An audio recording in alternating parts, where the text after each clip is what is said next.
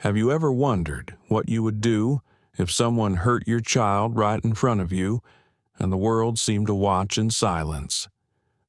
On a flight meant to bring a family together, an 8-year-old boy was struck across the face by a veteran flight attendant. One moment of cruelty, one moment of prejudice echoed through the cabin like a thunderclap. But what no one knew was that this little boy's father wasn't just another passenger. He was Malcolm Davenport, the quiet and steady man who secretly owned the very airline they were flying on. In that instant, Malcolm had a choice: explode in anger and prove every stereotype right, or stay calm, collect the evidence, and expose a truth far bigger than one slap. Now, imagine it was your child. Would you hold your fire, trusting justice to come, or would you unleash the rage that burns inside every parent? This is not just a story about one family. It's about dignity, power, and the courage to face hatred without becoming it. Stay with us because what happened next changed the skies forever. If this touches you, please like, share, and subscribe. Let's begin.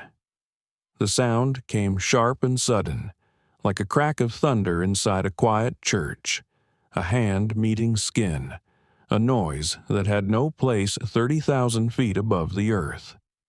Passengers in the forward rows of Aurora Airlines Flight 227 froze mid-breath. A fork clinked against porcelain. Someone gasped. A few heads whipped around in disbelief.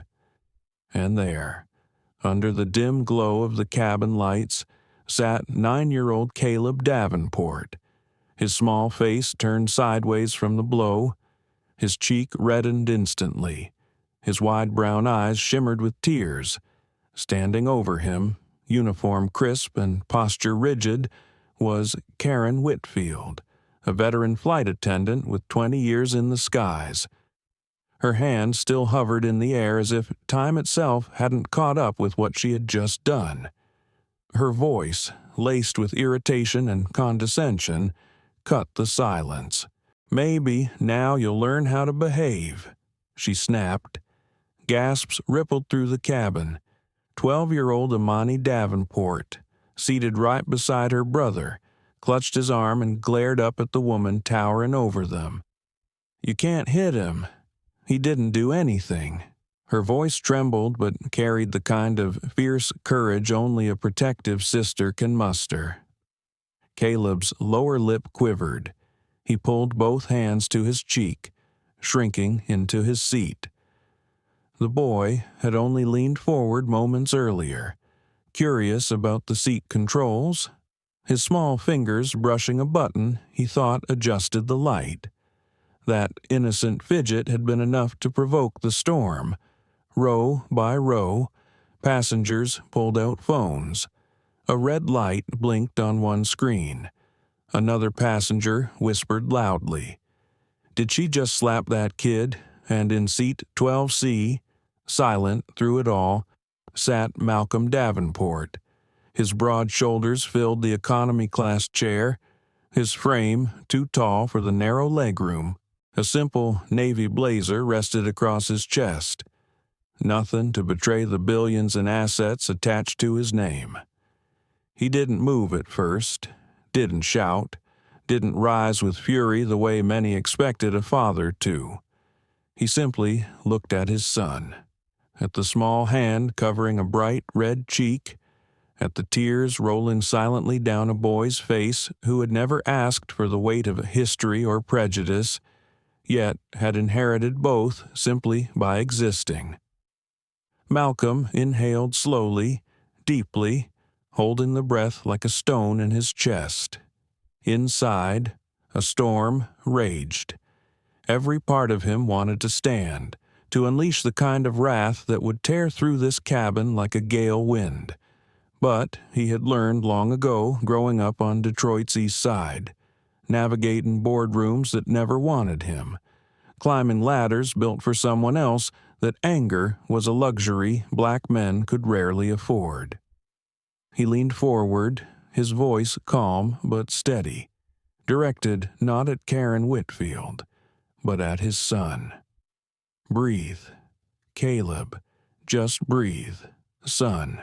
I've got you." His hand reached for the boy's, covering it gently, steadying it against the swollen cheek. Karen's face flushed. She looked around the cabin, suddenly aware that dozens of eyes were fixed on her, dozens of phones raised. Her jaw tightened as she tried to reclaim authority. "This is my cabin," she announced loudly. "Disruptive behavior will not be tolerated, no matter who it comes from." Her words fell heavy in the air, but they didn't land the way she hoped. Murmurs of disapproval began to spread. A woman in row 11 shook her head. A man in a business suit muttered, "Unbelievable." Still, Malcolm didn't rise, didn't lash out. He simply placed his arm around Caleb, pulling the boy closer. His eyes never left Karen's, and in that silence thick, uncomfortable, stretching on longer than anyone expected, something unspoken passed between them. Karen saw only what she thought a black father in economy class, powerless, unlikely to challenge her. A family, she assumed, had no voice, no influence. But what she did not know, what not a single passenger knew in that moment, was that Malcolm Davenport was the hidden majority shareholder of Aurora Airlines. The man she had just insulted and assaulted through his child wasn't merely another customer. He was her employer's employer. And within 72 hours, the echo of her palm would ripple far beyond this cabin, into courtrooms, news cycles, and the highest offices in Washington. For now, though, the cabin remained still. Malcolm turned back to Caleb, brushing a thumb gently across his cheek. "You're okay," he whispered. His voice carried enough warmth to steady his son, enough steel to remind himself that this moment would not pass without consequence. Caleb sniffled. "Daddy, why'd she hit me? I didn't do anything." Malcolm's jaw tightened. He swallowed hard before answering. His words, chosen carefully, meant for both his son and the ears still listening across the aisle, "Sometimes, son, people carry storms inside them, and they let it out on whoever's in front of them. But that storm, it isn't you. It's them." Amani squeezed her brother's hand, her young face still burning with indignation. "She's wrong," she declared. "She's just wrong." Malcolm finally looked up, his gaze sweeping the cabin. He saw fear, sympathy, outrage in the faces turned his way, phones still recording, passengers waiting to see what he would do.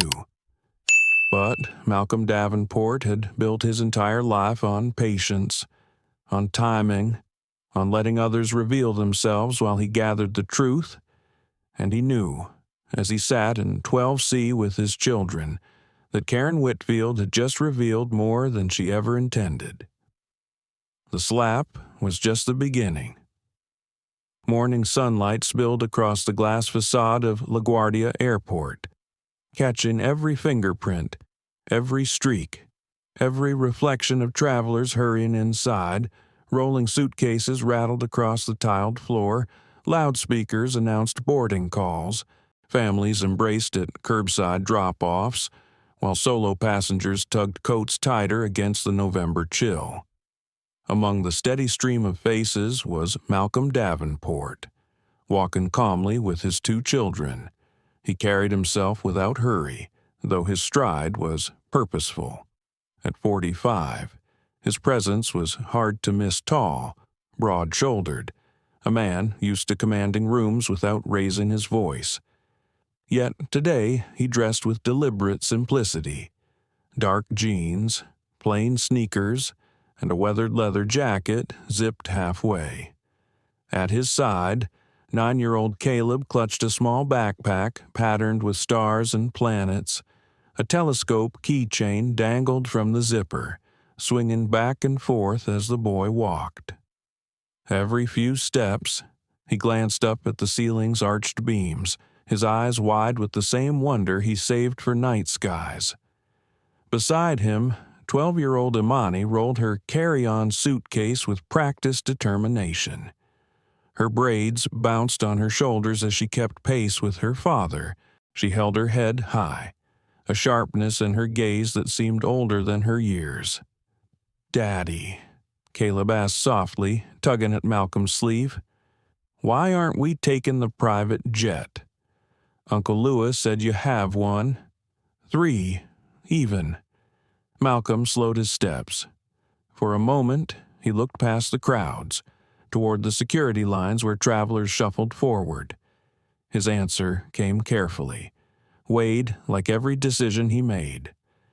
"Because sometimes," he said, "you have to walk where everyone else walks, to see what they see, to know what they feel." Imani raised an eyebrow, her tone skeptical but curious. "Is this about that board meeting next week?" Malcolm gave a small smile, the kind that revealed little but reassured much. "Some things can't be discussed in crowded places, sweetheart, but yes, in part." He didn't add what pressed most heavily on his mind. Complaints had risen 40% across Aurora Airlines in the past quarter, despite millions poured into new lounges, upgraded fleets, cutting-edge booking systems. Numbers never lied, and the numbers were shouting. Somewhere, somehow, the airline was failing its people. To understand why, Malcolm needed to step out of the boardroom and into the boarding line, to feel the pinch of narrow seats, to witness the expressions at check-in counters, to hear the sighs of weary passengers. It was the only way to see clearly. At the ticket desk, a young black agent named Tasha Green greeted them. Her eyes flickered with recognition the moment she saw Malcolm. Not from glossy magazines or television interviews, he rarely sought those, but from the community center he had built years ago in Queens, where her younger brother had found mentorship and direction. Her voice wavered, a whisper under her professional smile. "Mr. Davenport, I just want to say thank you. My brother got into NYU because of your scholarship program." Malcolm's expression softened, his eyes warming with the memory of dozens of young faces who had walked through those doors. "What's his name? Jeremiah," she said proudly. "He's studying computer engineering." "Tell Jeremiah," Malcolm replied, "that excellence is its own reward, but I'm proud of him all the same." He slid a business card across the counter, a gesture not of wealth but of connection. Tasha blinked, overwhelmed, and quietly upgraded their seats to the airline's platinum section. She did it not for favoritism, but as repayment for a debt she believed her family owed. As they stepped away, Imani nudged her father. "Why do people always look at you like that? Like you're, I don't know, more than just Dad?" Malcolm chuckled softly. "Because to them, maybe I am, but to you and Caleb, I'd better always be just Dad." Caleb giggled, the sound lightening the heaviness that often lingered in Malcolm's chest. They passed through security, shoes off, belts off, laptops out. The routine everyone hated, endured with weary patience. Malcolm's mind wandered as he placed his watch in the tray. He remembered the first time he had flown as a young man, terrified, broke, carrying a borrowed suit folded clumsily in a backpack. He had looked out the window then and promised himself that one day he would not only fly often, but help reshape the skies themselves. But success hadn't erased the sting of being followed through stores, of doors closed in his face, of investors laughing him out of meetings. Those scars never left, even when wealth came. As they reached the gate, Caleb pointed out the window where planes gleamed in the sun, taxiing across the tarmac. His voice brimmed with excitement. "Look, Daddy, that one's going to Chicago, too. Is that ours, maybe?" Malcolm said with a smile. "But remember, they all look the same from here. What matters is where they take you." Amani tilted her head, thoughtful. "Or who you sit next to on the way." Her words lingered longer than either child realized. At gate C-14, passengers clustered in uneven groups, business travelers glued to laptops, parents juggling strollers, college kids with earbuds in place. The gate agent's announcements competed with chatter and the faint hum of rolling luggage. And then, with crisp precision, Karen Whitfield appeared.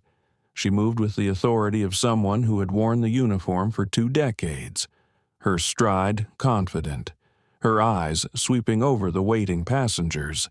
Her posture carried an air of control, even superiority. She greeted a few frequent flyers with mechanical politeness, her smile never quite touching her eyes.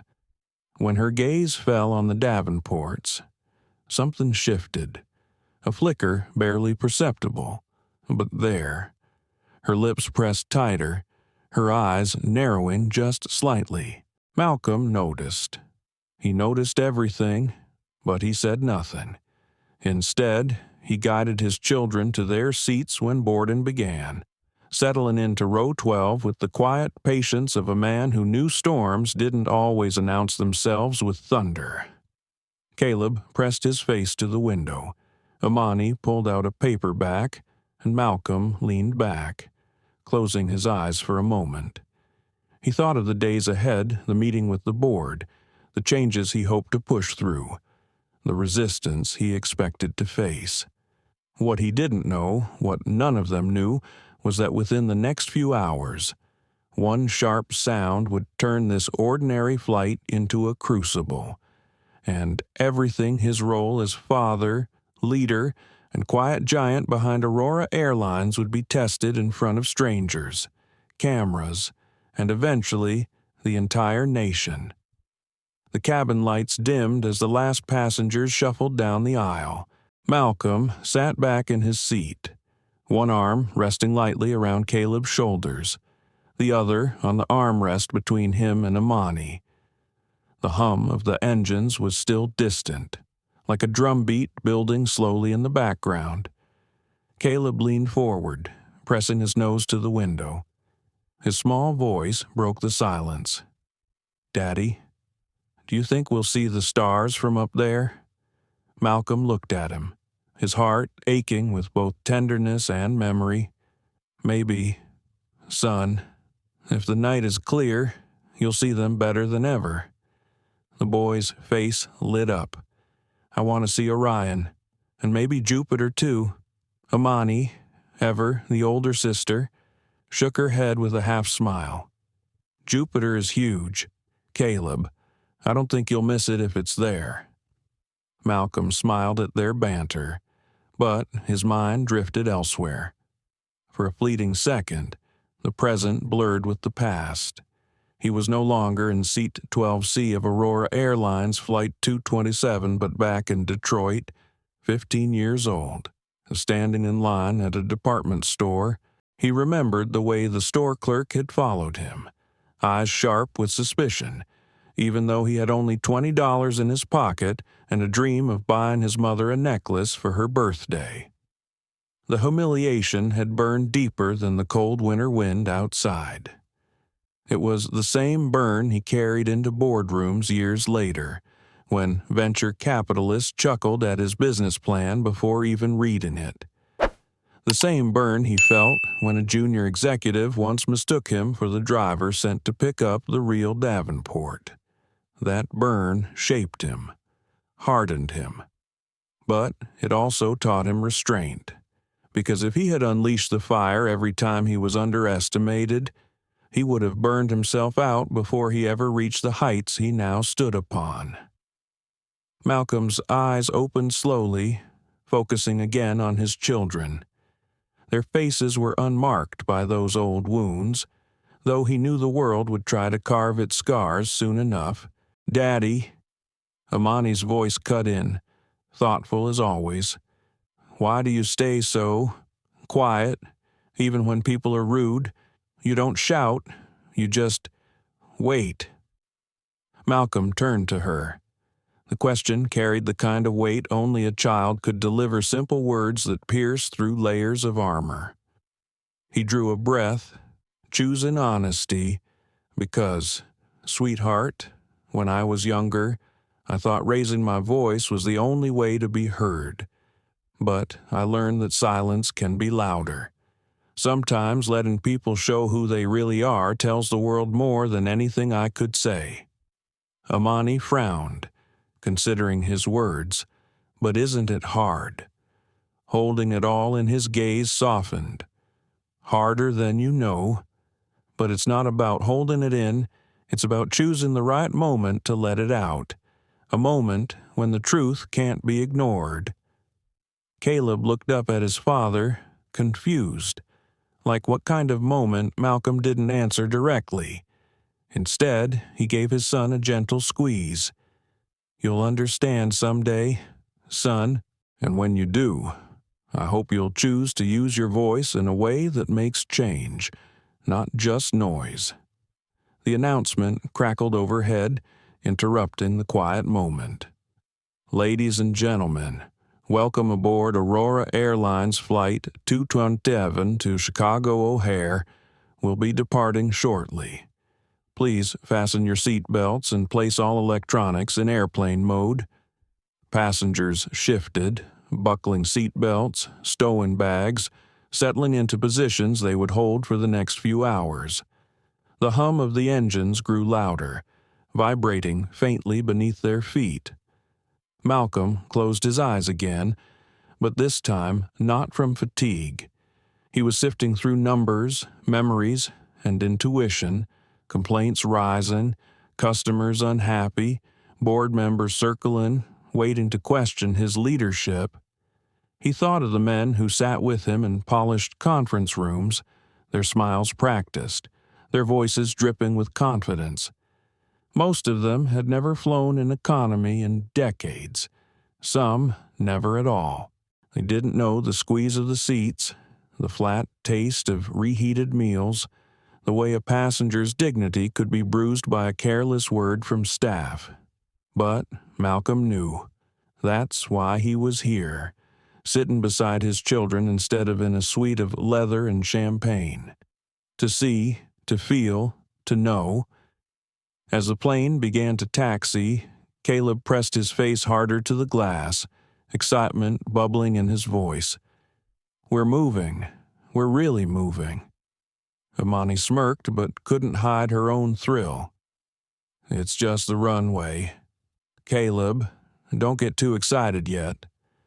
Malcolm chuckled, a deep sound that briefly washed away the heaviness inside him. Watching them reminded him why he bore the weight of restraint, why he built empires and endured insults. It wasn't for boardrooms or headlines, it was for these two children, for the chance that their world might be gentler than his had been. The engines roared as the plane lifted, pressing them back into their seats. Caleb squealed with delight, gripping his father's arm, while Amani's knuckles whitened on the armrest though she tried to hide it. "Easy," Malcolm murmured, steadying them both. "We're just climbing."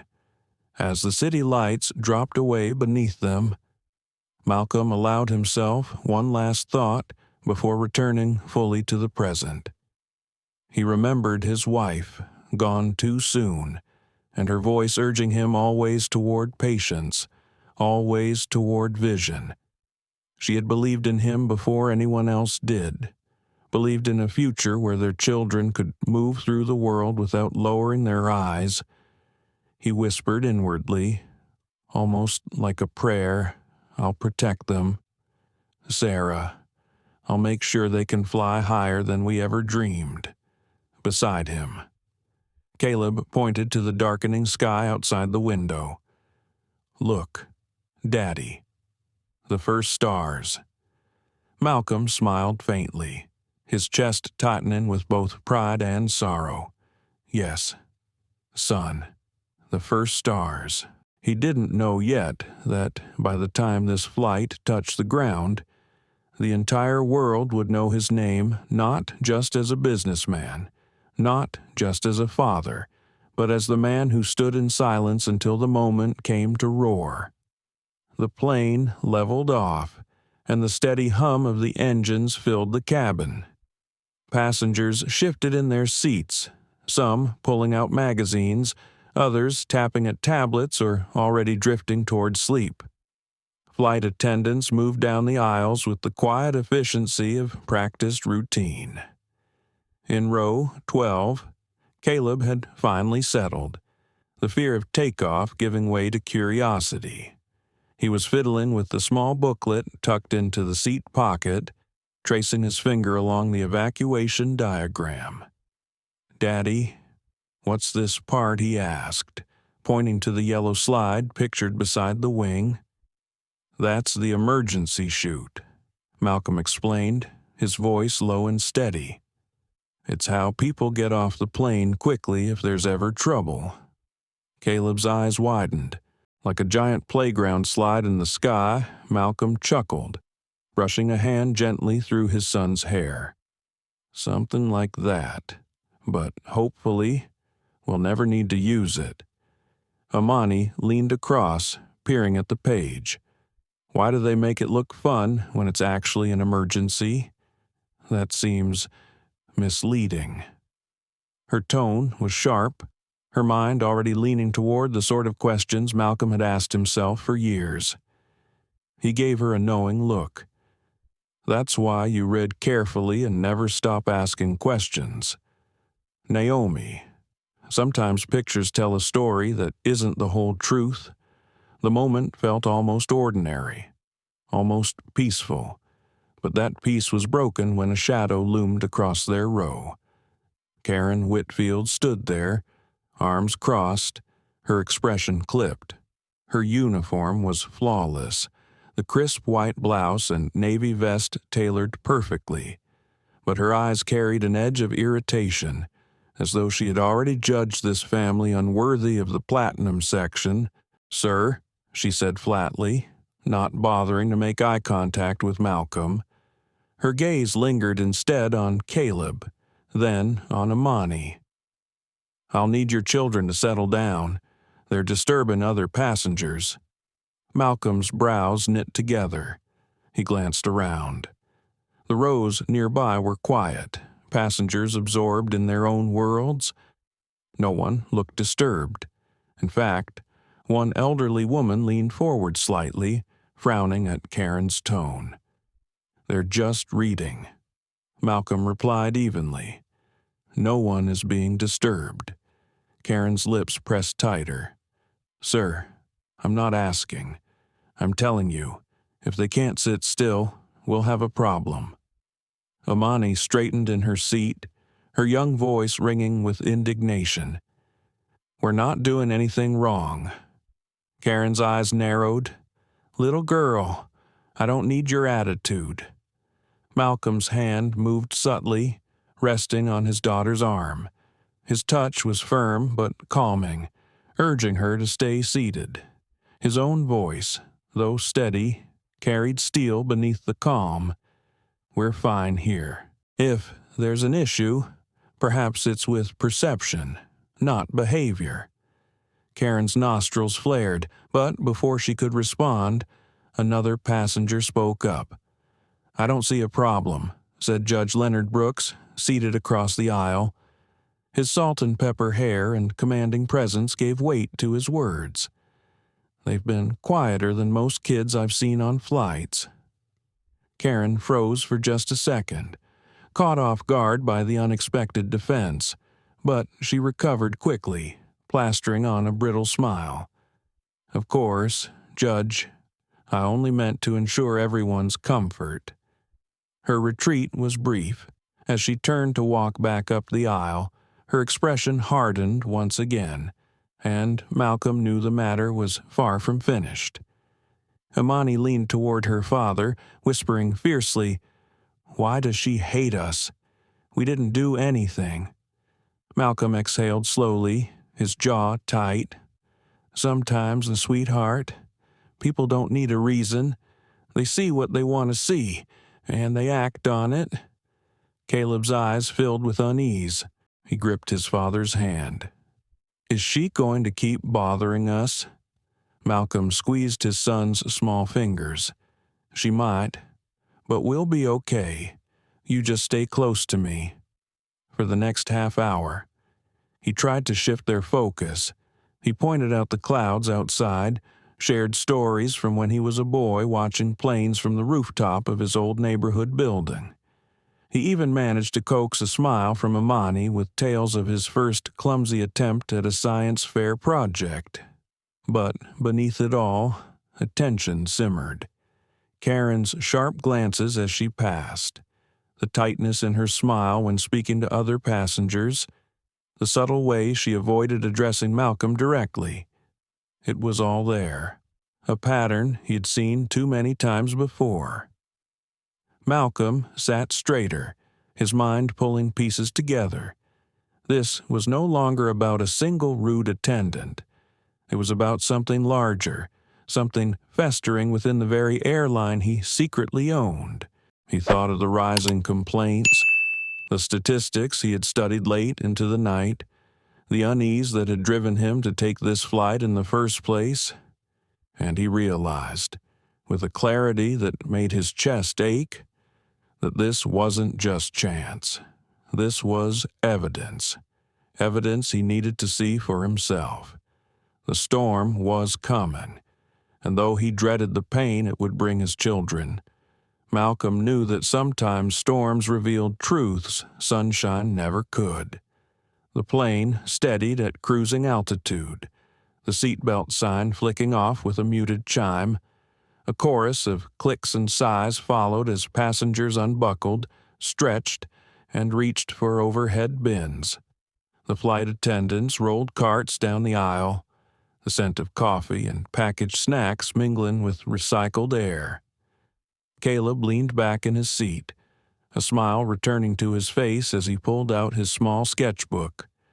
He began to draw, rough outlines of stars and planets taking shape on the page. Imani tilted toward him, whispering observations, offering corrections as if she were a teacher grading his work. Their quiet world of pencil lines and whispered giggles was a small shield against the tension that still lingered like static in the air. Malcolm sat between them, his broad shoulders occupying more space than the narrow seat allowed. He watched his children's small joys with careful attention, storing them away like treasures, yet his thoughts never fully released the earlier encounter with Karen Whitfield. He had seen disdain before, disguised in polite words or careful glances, but her actions were not disguised at all. They were bold, sharp, unmistakable. He closed his eyes for a moment, letting the steady drone of the engines pull him inward. In that hum, he remembered Detroit. He remembered cold nights with broken heating, the sound of sirens echoing down cracked streets. He remembered his mother's steady voice, telling him that his anger could build walls or break them. "Choose wisely, Malcolm," she had said, "because people will push you to explode, and when you do, they'll say the fire was yours alone." He had carried those words through years of rejection, through every boardroom where he was the only black man at the table. He had bitten his tongue as colleagues praised his ideas only after repeating them in their own voices. He had built an empire not by shouting, but by choosing when to speak, when to act, when to reveal just enough to change the game. The flight attendants moved closer with their carts. Karen was among them, her eyes scanning the rows with professional detachment that cracked the instant she reached row 12. Her smile faltered, her jaw tightening. She handed pretzels to the passenger ahead with a forced pleasantness, then stopped at the Davenport's row. "Snacks?" she asked curtly. Her tone clipped. Imani raised her chin, her young voice steady. "Yes, please." Karen's eyes narrowed. She handed a bag of pretzels, then turned to Caleb. The boy hesitated, his small voice quiet. "Can I have apple juice? Please, for a second." Karen didn't move. Then, with a huff, she poured the juice into a small plastic cup, sloshing enough over the rim that droplets spilled onto Caleb's lap. "Oh," Caleb gasped, startled. He looked down at his damp pants, his drawing smudged by the drops. "Accidents happen," Karen said flatly, not offering a napkin. Malcolm's hand moved instantly, steadying his son, reaching for the tissues he always kept in his jacket pocket. He dabbed the spill gently, his face calm though his jaw worked tight. He spoke not to Karen, but to Caleb. "It's okay, son. We'll clean it. Don't worry." The elderly woman across the aisle, who had been watching quietly, finally spoke up. "That didn't look like an accident?" Her voice trembled with indignation. "That was deliberate." Karen's eyes flicked to her, cold and dismissive. "Ma'am, please mind your own seat." Judge Brooks, seated a row behind, leaned forward, his voice low but firm. "Enough. Ms. Whitfield." We all saw.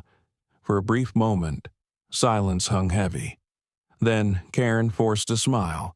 Too wide, too stiff. "Of course, Judge. Just a misunderstanding." But Malcolm knew better. He could feel the air shift, the undercurrent of unease spreading through the cabin. Phones were out again, passengers pretending to scroll while recording discreetly. He wondered how much of this would reach the outside world before the wheels even touched down in Chicago. Caleb sniffled softly, staring at his ruined drawing. Malcolm bent close, whispering, "We'll make a new one later, together. Don't let this take your stars away." The boy nodded slowly, clinging to his father's reassurance. As the cart moved on, Imani's dark eyes blazed. She leaned toward her father, whispering fiercely, "Why do you let her get away with it? Why don't you tell everyone who you are?"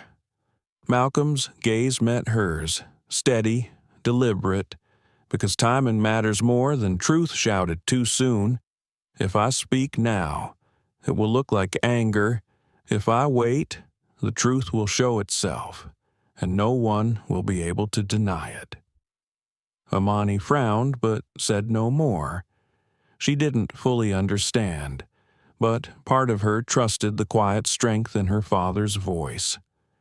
The rest of the cabin settled back into its rhythm. Conversations resumed, headphones slipped over ears, screens flickered with movies. But beneath the surface, tension lingered, like a storm cloud hidden behind clear skies. Malcolm folded his hands in his lap, his eyes drifting toward the window. He knew storms well. He had weathered them in boardrooms, in back alleys, in moments where silence felt heavier than shouting. This storm was different, though it was public, visible, undeniable, and his children were caught in its center. He whispered inwardly, not for anyone else but for himself. "Patience. Malcolm. Let her keep showing the world who she is. The truth is building." The turbulence came without warning, a sudden shudder that rattled the overhead bins and made cups tremble on tray tables. Caleb clutched at the armrest, his small body tensing as the plane jolted. "Daddy, my ears hurt." He whimpered, pressing both palms against the sides of his head. His eyes welled with tears, his breathing quick and shallow. Malcolm leaned close, voice calm and steady. "It's the pressure. Son, just yawn or swallow. It'll pass." Caleb tried, his mouth opening in exaggerated yawns, but the pain only made his face twist tighter. His soft cries rose above the hum of the engines. Imani rubbed his back, her own face pale with worry. "It's okay. Caleb, you're okay. Just hold on." Then came the footsteps, sharp, clipped, purposeful. Karen Whitfield appeared, her expression a mask of irritation rather than concern. She stood in the aisle, one hand braced on the seat back, the other on her hip. "What now?" she demanded, her voice carrying over the rows. "He's in pain," Malcolm explained calmly. "The pressure's hurting his ears. Could you bring some water? Maybe a piece of candy to help him swallow." Karen's eyes narrowed. "Or maybe he just needs to learn how to behave. I've had enough of this noise." The words landed heavy. Caleb's sobs quieted into hiccups of confusion and fear. Imani's head snapped up, outrage flashing in her young eyes. "He's not misbehaving. He's hurting." Karen ignored her, leaning closer to Caleb. "If you don't stop that crying, young man, I'll—" The sentence never finished. Her hand moved sharply, and in an instant, the crack of palm against skin split the cabin air. Caleb's head jerked to the side, a red mark blooming across his cheek. His cry turned into stunned silence, his wide eyes staring at nothing. The entire cabin froze. Gasps erupted. A phone clattered to the floor as a passenger fumbled to record. A man in a business suit muttered, "Oh my God." The elderly woman across the aisle pressed a hand to her chest. Imani screamed, "You can't hit him, you can't." She lunged forward, wrapping her arms around her brother. Caleb buried his face against her shoulder, sobbing now, his small frame shaking. Malcolm did not move.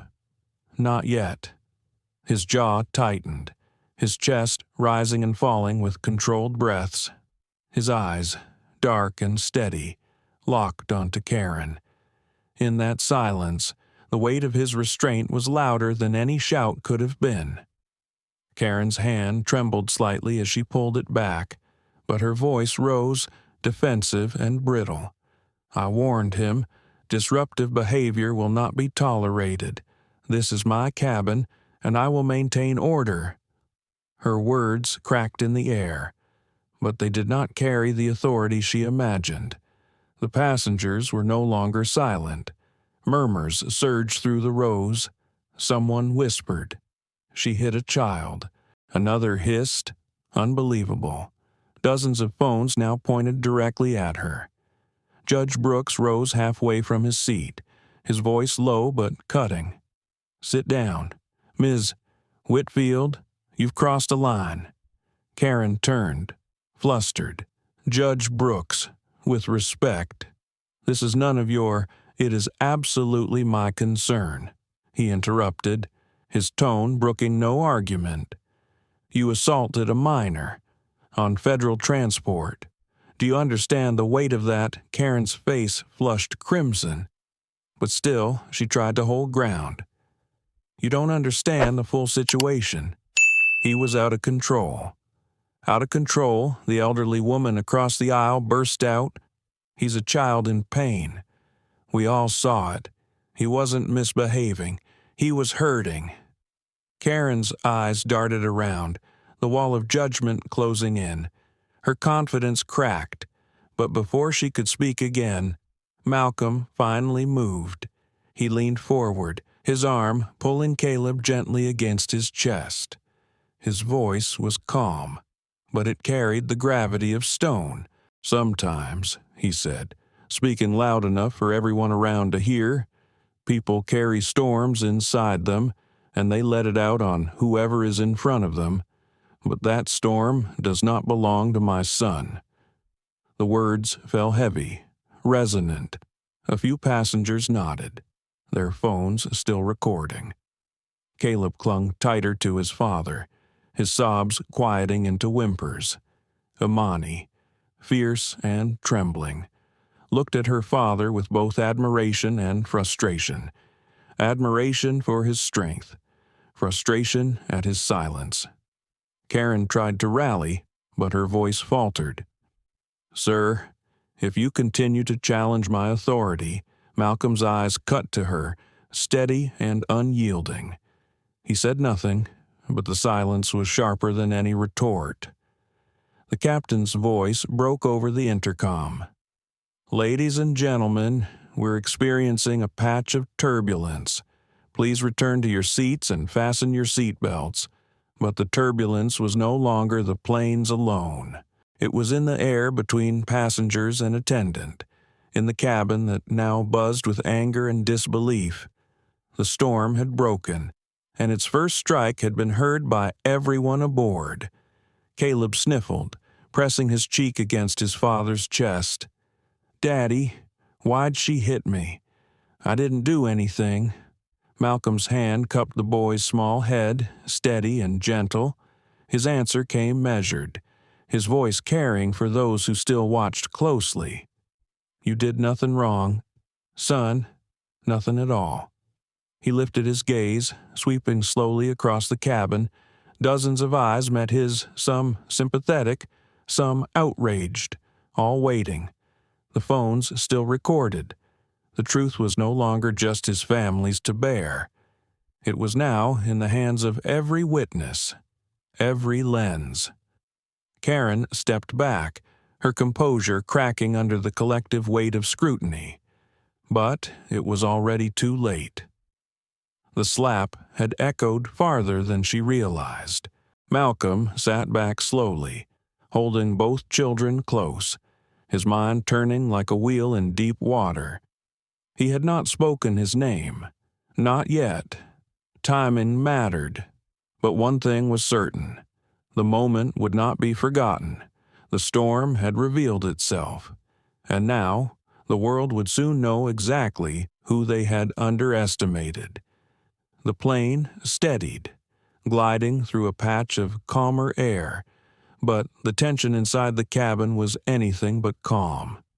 Phones were still raised, the quiet red dots of recording lights aimed squarely at Karen Whitfield.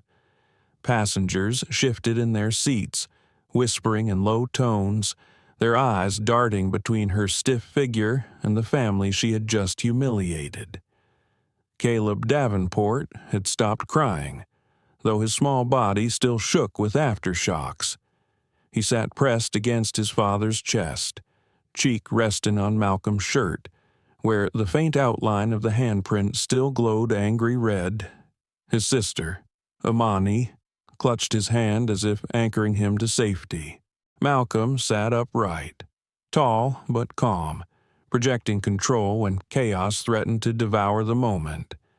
He stroked Caleb's hair, speaking in a voice meant to soothe his son but loud enough for the cabin to hear.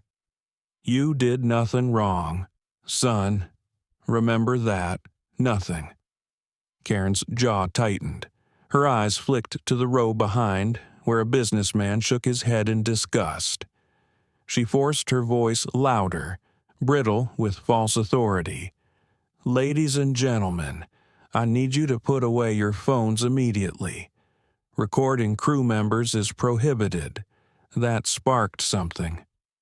The elderly woman across the aisle, who had defended Caleb earlier, raised her voice. "No, ma'am. What's prohibited is striking a child." Another passenger chimed in from the back. "You're not shutting this down. We all saw what happened." Karen's eyes darted nervously. "You don't understand the context. There's no context for hitting a kid." Judge Leonard Brooks cut in, his baritone carrying the finality of law. He sat back, arms folded, his eyes locked on her. "And as a sitting federal judge, I will ensure this incident is reported." Gasps rippled through the rows. A federal judge. The balance of power in the cabin shifted instantly, away from Karen's control and toward Malcolm's silent, steady presence. Karen stammered. "Judge Brooks, with all due respect, there's no respect due here." He interrupted.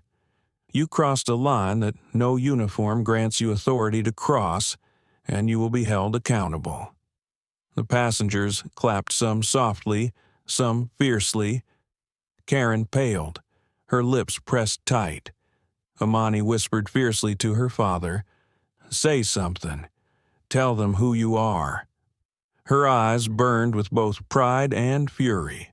Her small hands balled into fists. Malcolm's gaze softened as he looked at her. "Not yet. Princess," he murmured. "There's a time to speak, and a time to let the truth reveal itself." But even as he said it, the truth was already unraveling. Caleb shifted, his small voice trembling. "Daddy, will she get in trouble? Or will we?" Malcolm bent to meet his son's eyes. "She will answer for what she did. You won't carry that weight. Do you understand?" Caleb nodded weakly, though fear still lingered in his eyes. The intercom crackled overhead. "Ladies and gentlemen, this is your captain speaking. We've been informed of an incident in the cabin. Please remain calm and seated. We'll address the situation upon landing in Denver." Karen seized on the words. "You heard the captain. Remain calm. Let's all return to normal." But normal was gone.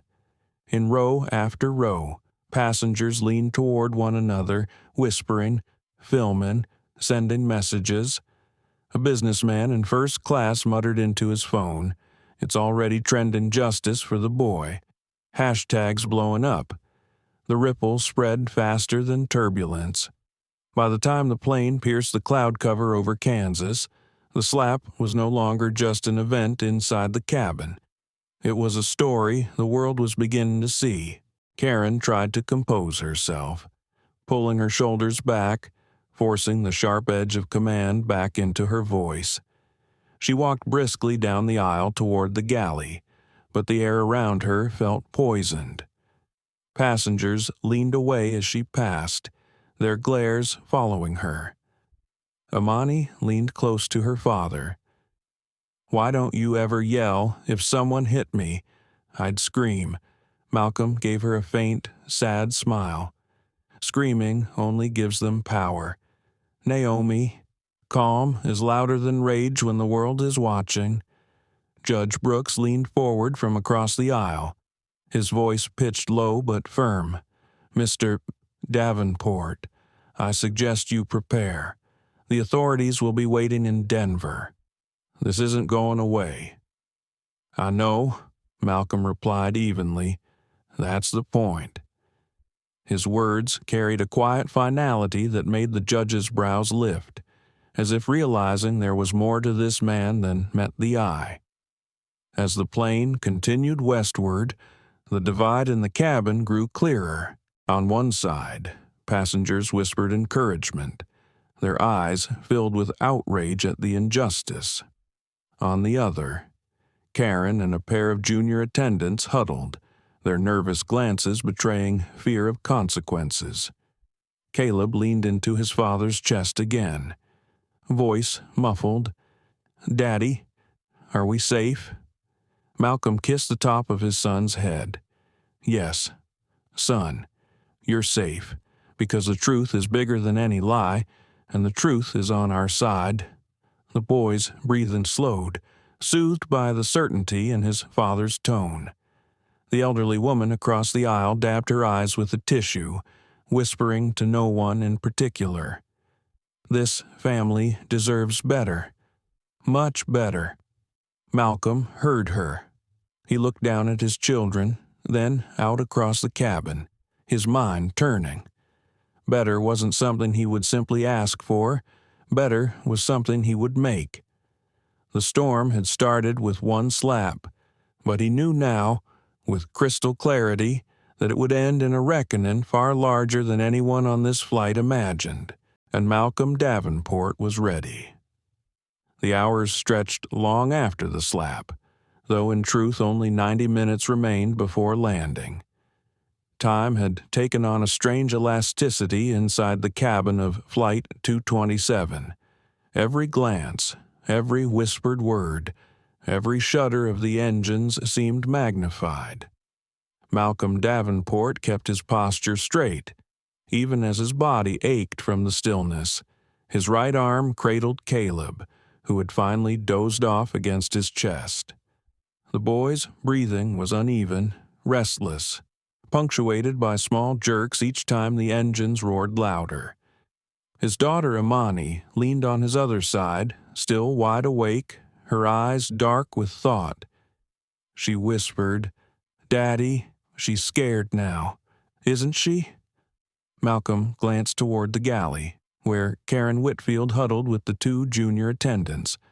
Her face was pale, her lips pressed tight, her eyes darting toward the rows like a fox cornered by hounds. "Yes," he said softly. "Fear always follows arrogance when the truth arrives." Imani frowned. "But what if she tries something else? What if she lies to the captain?"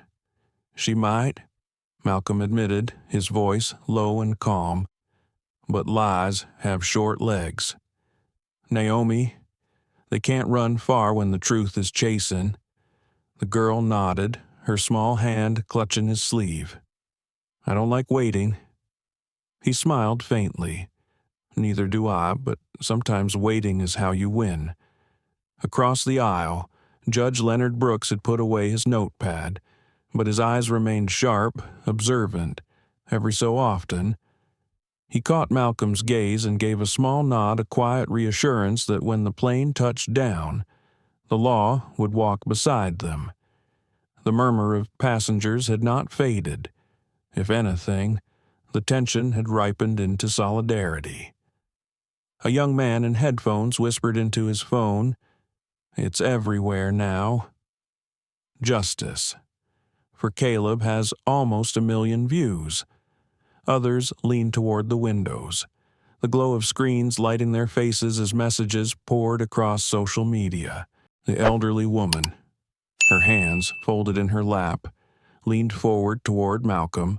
Her voice trembled but carried weight. "Mr.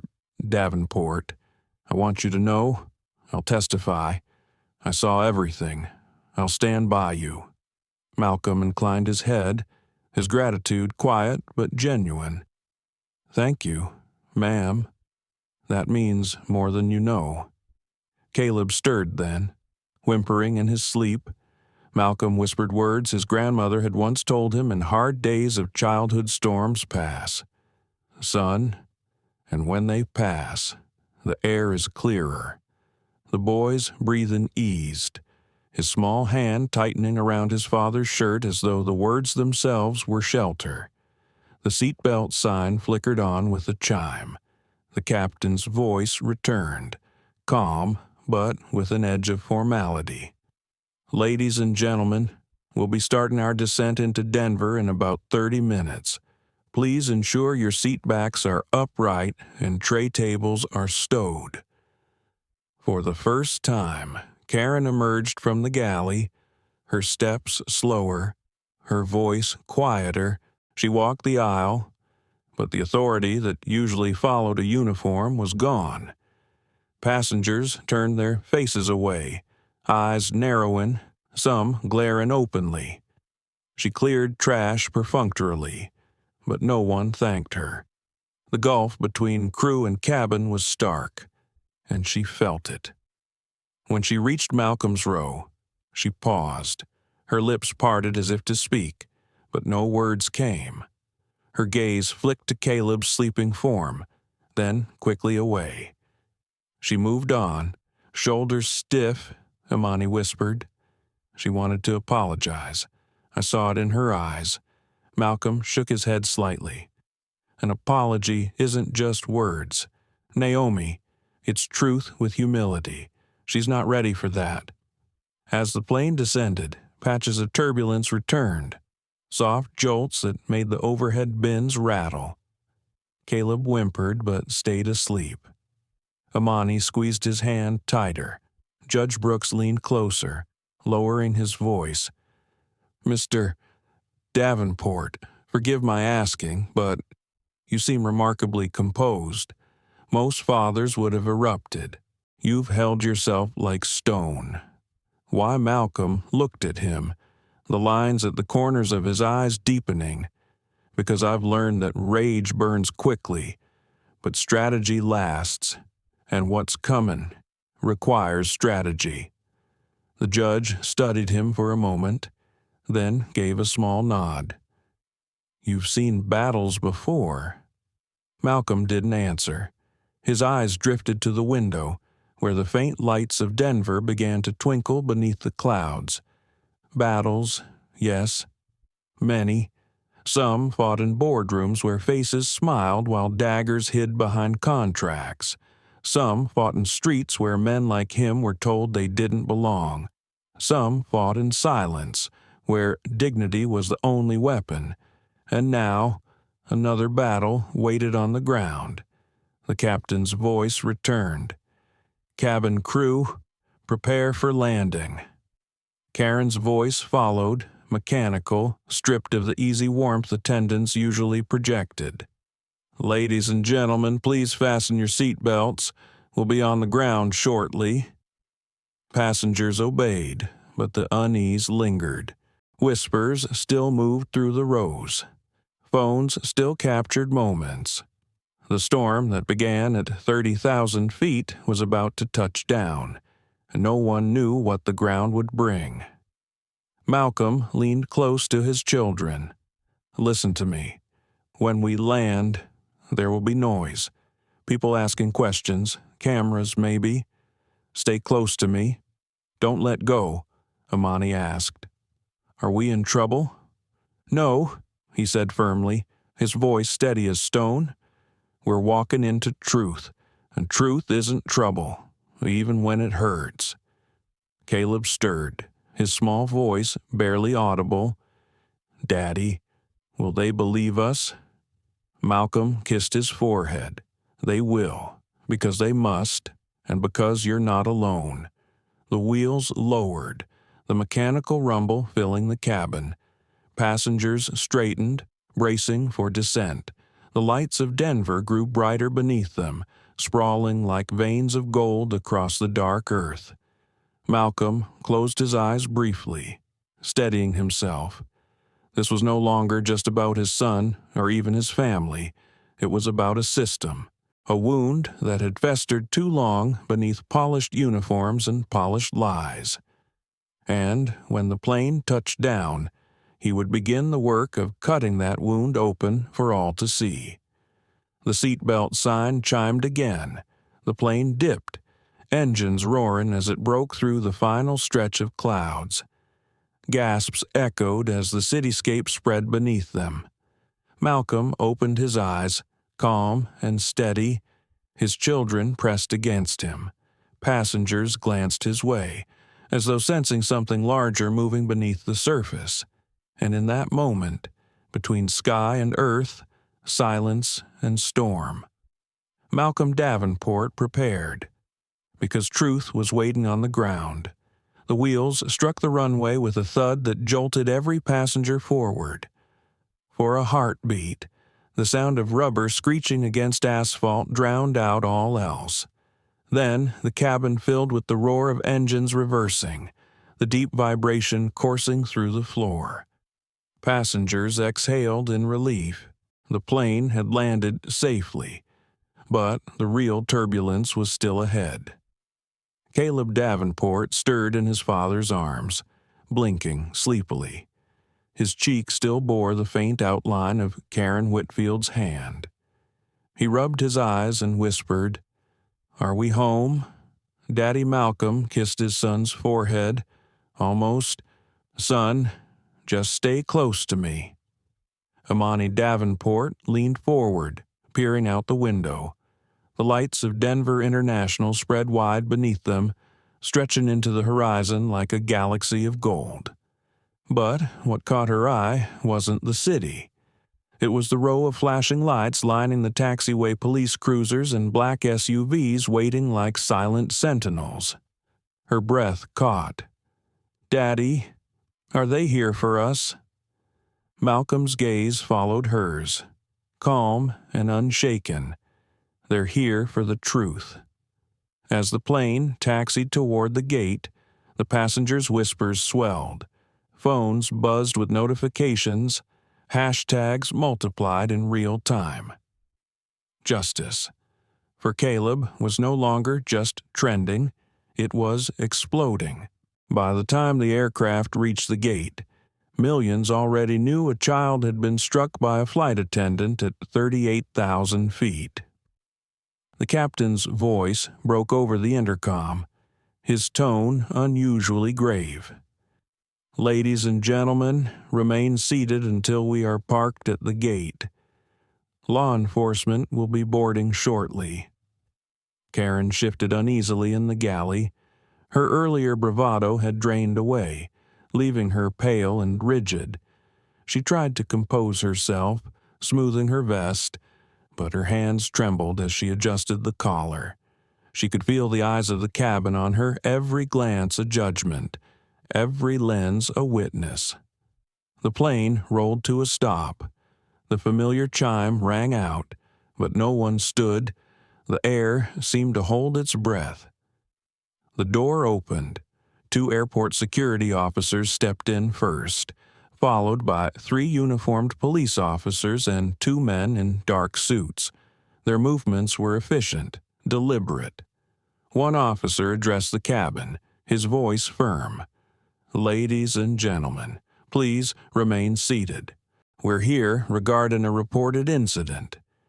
Judge Leonard Brooks stood, his badge already in his hand. "I'm a federal judge. I witnessed the entire event. The child was struck by a crew member without provocation. I'll be filing a full statement." The officer's eyes widened briefly at the revelation, then shifted to Karen. "Ms. Whitfield," one of them said evenly, "we need you to come with us." Karen's voice cracked. "This is a misunderstanding. He was disruptive. I was only maintaining order." The elderly woman across the aisle spoke sharply, her voice trembling with righteous anger. "That's a lie, and you know it. We all saw what you did." Dozens of passengers raised their phones in silent confirmation. The truth was everywhere, captured from every angle. Karen's protest faltered. Her face collapsed into panic as the officers guided her toward the exit. "Please, you don't understand. They told me I was following instructions." Her words spiraled, desperate, but no one moved to defend her. The sound of handcuffs clicking shut echoed louder than the roar of any engine. Caleb pressed his face against his father's chest, frightened by the scene. Malcolm whispered softly, "It's over.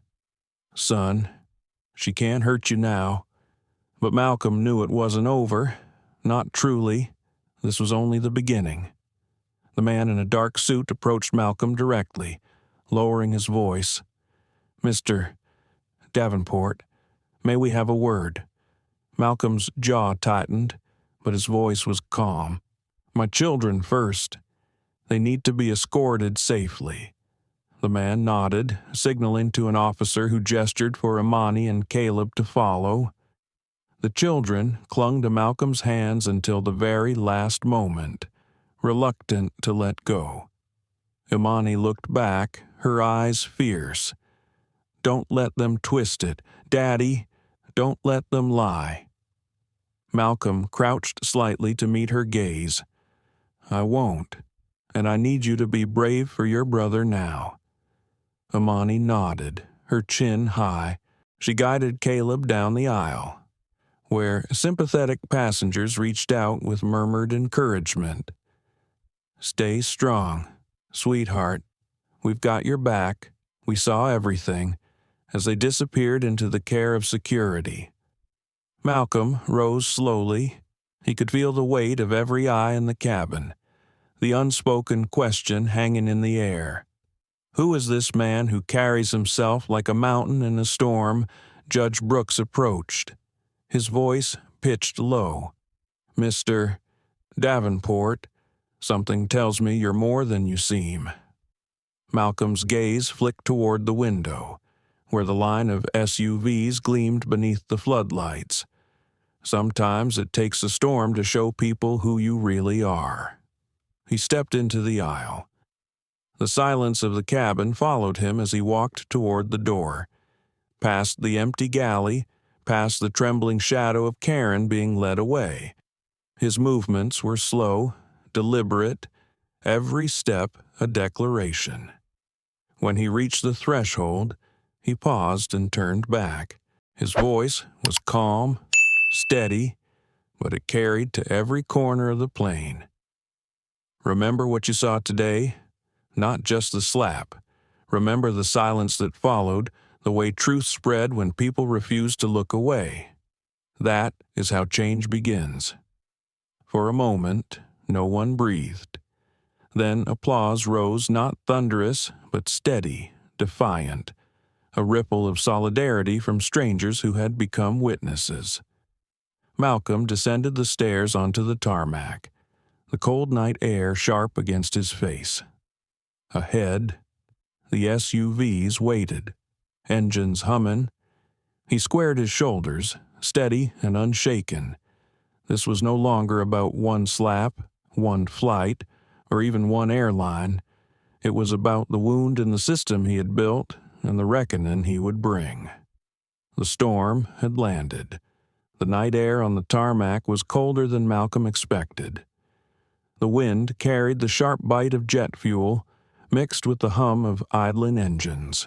Lights from police cruisers and SUVs washed the concrete in alternating red and blue. The whole scene pulsed like a heartbeat, as if the airport itself anticipated what was about to unfold. Malcolm Davenport descended the metal stairs slowly, each step steady and deliberate. His shoes clinked softly against the metal, but his presence carried more weight than the sound of steel on steel.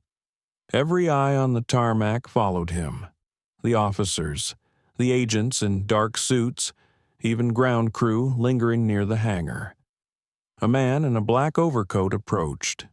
Tall, his posture rigid, his ID badge flashed in the harsh lights, Special Agent Daniel Ross, FBI. He extended a hand, his expression unreadable. "Mr. Davenport, we need to ask you a few questions regarding the incident on board." Malcolm accepted the handshake, firm but calm.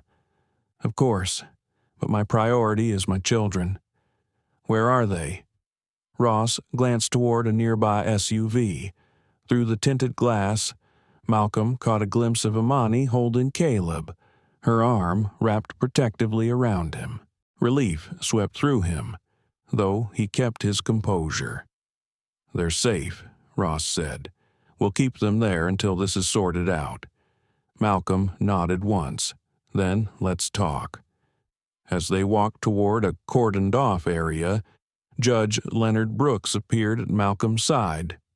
"Agent Ross, I'll be filing a sworn statement immediately. I witnessed the assault firsthand. There's no ambiguity."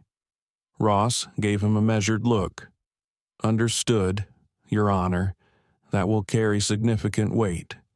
Nearby, Karen Whitfield stood flanked by two officers. Her hands were cuffed in front of her face pale beneath the floodlights. She looked smaller than she had in the cabin, her authority stripped away. Still, her voice carried desperation as she called out, "You don't understand. I didn't act alone. They told me one officer hushed her, guiding her into the back of a cruiser. But Malcolm caught every word, and his mind sharpened like a blade. They told me. Who was they?" Ross led Malcolm to a portable table set up near the SUV line. Papers fluttered in the wind, anchored by a clipboard and a pair of radios. He gestured for Malcolm to sit, but Malcolm remained standing, tall against the lights. "Mr. Davenport," Ross began carefully, "we need to confirm a few details. The child struck was your son?" "Yes. Caleb Davenport. He's 9 years old. And the flight attendant responsible, Karen Whitfield." Malcolm's eyes flicked briefly toward the cruiser where Karen sat, her face shadowed. Yes, but this isn't just about her. She's a symptom, not the disease. Ross arched a brow. What do you mean? Malcolm leaned slightly forward, his voice low but steady. You'll find she wasn't improvising. She was following orders. Ask her who promised her a promotion. Ask her who told her to provoke an incident. The agent's composure cracked for just a fraction of a second. That's a serious allegation. It's not an allegation, Malcolm said. It's a pattern, and I've seen it before. Before Ross could respond, a commotion broke out near the passenger bus where some travelers were being escorted. Voices rose, phones lifted again. The story was still spreading, alive and mutating in real time. A young man in a hoodie shouted, "He's the dad." That's him, the one whose kid got slapped. Dozens of passengers pointed, some waving encouragingly, others chanting Caleb's name. Justice for Caleb rose in uneven rhythm, raw and uncoordinated, but powerful all the same. Ross glanced around, his jaw tightening. Mr. Davenport, you're quickly becoming the center of something much larger. Once the press gets here, there's no containing it. Malcolm finally sat, folding his hands on the table. His calm gaze met Ross's. Good. Let them come. It's time. Just then, another SUV door opened. A woman stepped out tall, sharp-eyed, dressed in a tailored suit that seemed more suited for a courtroom than a runway. Rachel Klein, Aurora Airlines' chief of security, strode across the concrete with purpose. Malcolm, she greeted, her voice low but urgent. I came as soon as I heard. Ross frowned. You know him, Rachel didn't hesitate. Better than you do. Agent. He's not just a father. He's the majority shareholder of Aurora Airlines, which means this is his airline, his aircraft, and his employee who crossed the line. The words dropped like a bomb. Several officers stiffened. Ross blinked, clearly recalibrating his understanding. Around them, whispers surged like wind in tall grass. Malcolm remained composed, though the reveal had come sooner than he intended. He looked at Ross and said simply, Now you see why this isn't just about one slap. Silence stretched, heavy with realization. Ross finally spoke, his voice quieter now. Then, I think we'd better move this inside before the whole airport erupts. Malcolm rose, his shoulders squared. It's already erupted. Agent Ross, the only question is whether we face it with truth or let the lies fester. He glanced once more at the cruiser holding Karen, then at the SUV where his children waited. The storm was no longer circling above. It was here, on the ground, and the next move belonged to him. The airport terminal was chaos wrapped in fluorescent light. News crews had already gathered near the arrivals hall, cameras hoisted high, their lenses like watchful eyes scanning every movement on the tarmac. By the time Malcolm Davenport stepped inside, escorted by Agent Daniel Ross and flanked by Rachel Klein, the hum of anticipation had swelled into a roar. Reporters shouted questions, microphones thrust forward. Is it true your son was assaulted by a flight attendant? Do you plan to sue the airline? Are you connected to Aurora Airlines? The voices overlapped, louder and sharper, until the scene was a wall of sound. Malcolm's instinct told him to keep walking, but he slowed. He could feel Caleb's absence at his side, and that absence grounded him. If his children were to walk this world with dignity, he would show them how. He turned, facing the cameras with a calm steadiness that contrasted sharply with the frenzy around him. "My son was struck tonight," he said, his voice even resonant. The crowd quieted by degrees, microphones lowering as people strained to hear. "He is 9 years old. He cried because his ears hurt from pressure. For that, a woman in uniform decided violence was the answer." Gasps rippled through the press pool. The image of Caleb's small face, red with the slap, was already circulating online, but hearing it in Malcolm's voice carried a different weight. He continued, "This is not just about one flight attendant. This is about a system that allows arrogance, prejudice, and cruelty to thrive unchecked in the very spaces where safety and dignity should be guaranteed. Tonight, the world saw what too many have endured silently." Reporters surged forward. "Who are you exactly?" one demanded. Before Malcolm could respond, Rachel stepped in, her tone sharp as glass. "This is Malcolm Davenport, majority shareholder and controlling owner of Aurora Airlines, the airline that employs the very crew member who struck his son." The terminal erupted. Shouts overlapped CEO owner. "Is this true?" Malcolm raised a hand, quieting them again. "Yes, I built Aurora Airlines, and tonight I sat in one of its cabins as a passenger, as a father, and I watched the truth unfold with my own eyes. What I witnessed was not an isolated incident.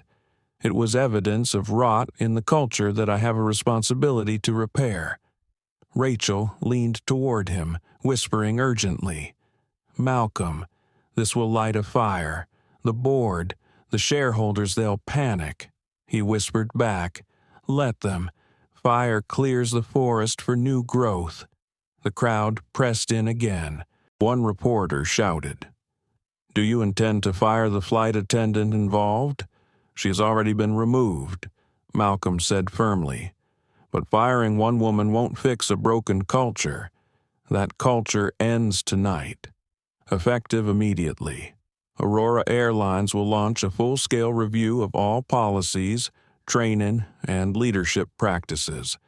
We will no longer tolerate prejudice disguised as professionalism, not in the air, not on the ground, not in my company." The reporters clamored, "What about your son?" "How is he?" Malcolm's expression softened. "He's a child who never should have learned this lesson so young. But he is strong, stronger than hate, and I will not let him carry the weight of someone else's storm." Judge Leonard Brooks, who had stayed close, added his voice, "I will testify under oath. I witnessed the assault, and I can confirm every word you've heard. This man speaks the truth." The cameras swung toward him. A federal judge's confirmation was the seal of credibility the story needed. The press pool buzzed like bees in a hive, feeding on every word. But just as the frenzy reached its peak, a voice cut through from the back of the hall. It was sharp, rehearsed, and dripping with disdain. "Isn't this convenient?" The crowd shifted. A man in a gray suit pushed forward, flanked by two aides.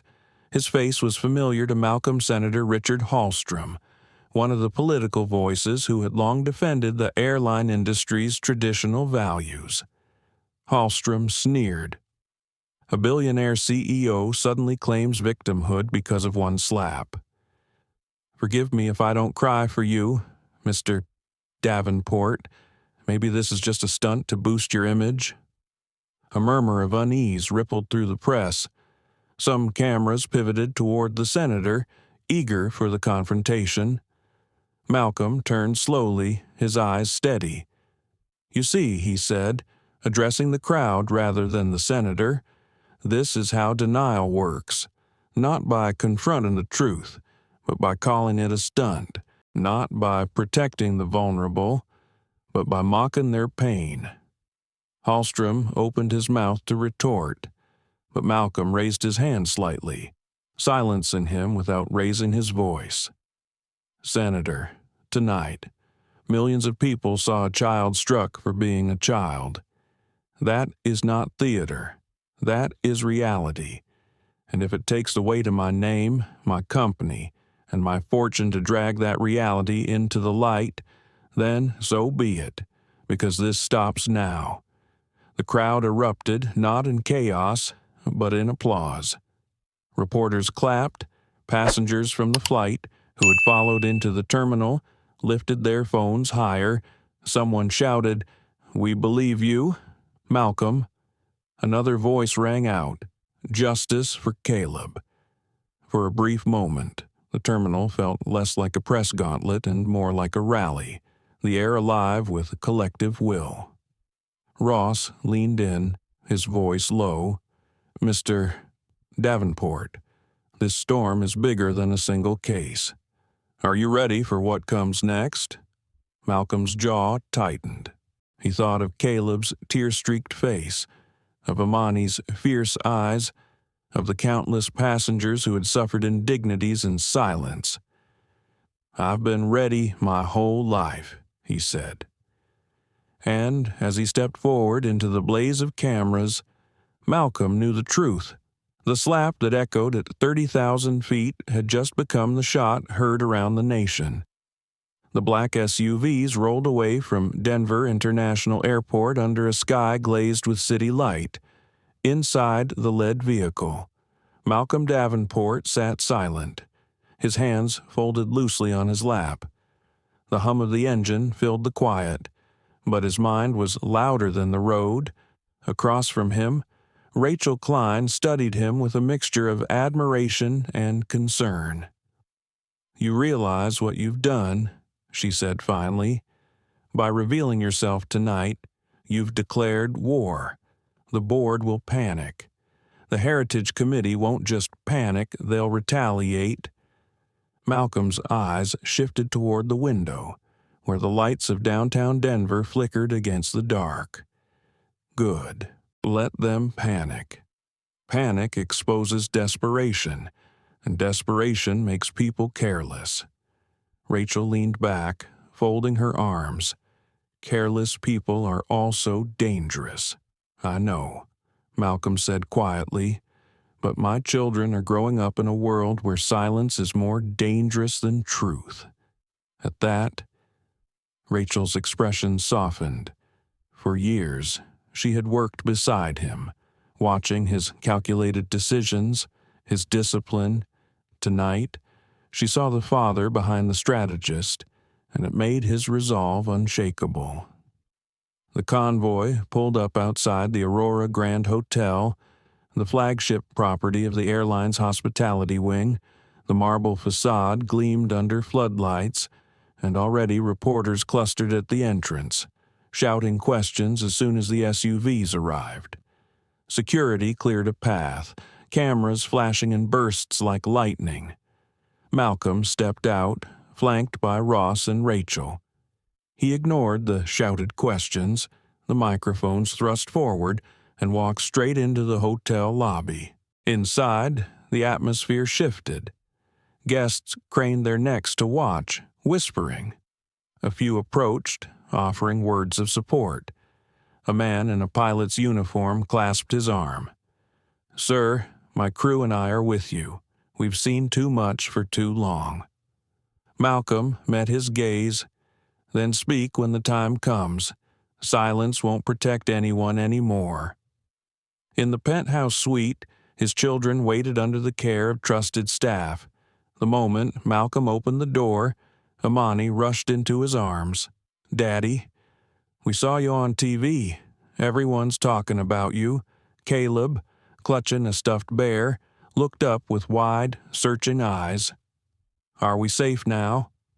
Malcolm crouched, pulling them both close, safer than before, because the world knows the truth, and when the truth is out, it's harder to bury us. Amani's voice was sharp with curiosity. "What happens next?" Malcolm exhaled slowly. "Now, we fight in the daylight, no shadows." Rachel entered behind him, setting down a folder thick with documents. And the first fight is here, she said, spreading the pages across the table. The Heritage Committee. Malcolm straightened.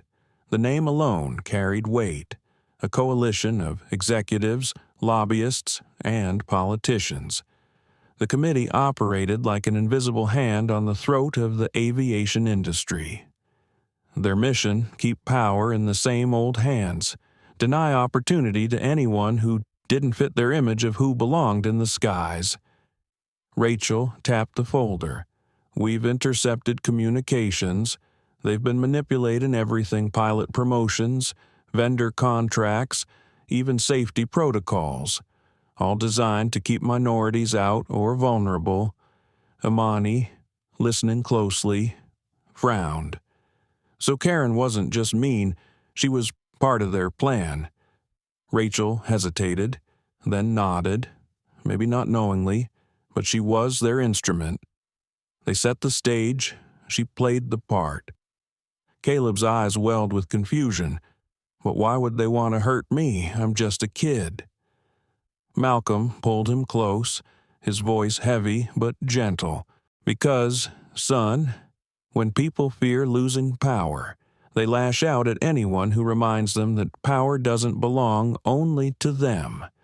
You didn't deserve it, you never will, but you became a target of their fear, Rachel added, and that fear is spreading tonight. They didn't expect the slap to become a storm. They underestimated the cameras, the witnesses, and most of all, they underestimated you, Malcolm. The words hung in the air, both warning and affirmation. Malcolm looked at his children, then at Rachel.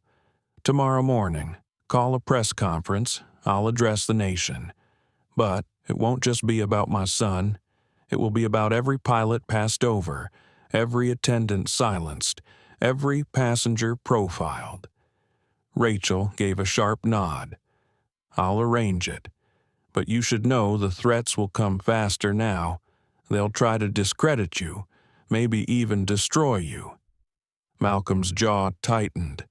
They've been trying my whole life, and I'm still standing. Later, after his children had been tucked into bed. Malcolm stood by the suite's tall windows, staring out at the city below. Denver's skyline glittered like scattered diamonds.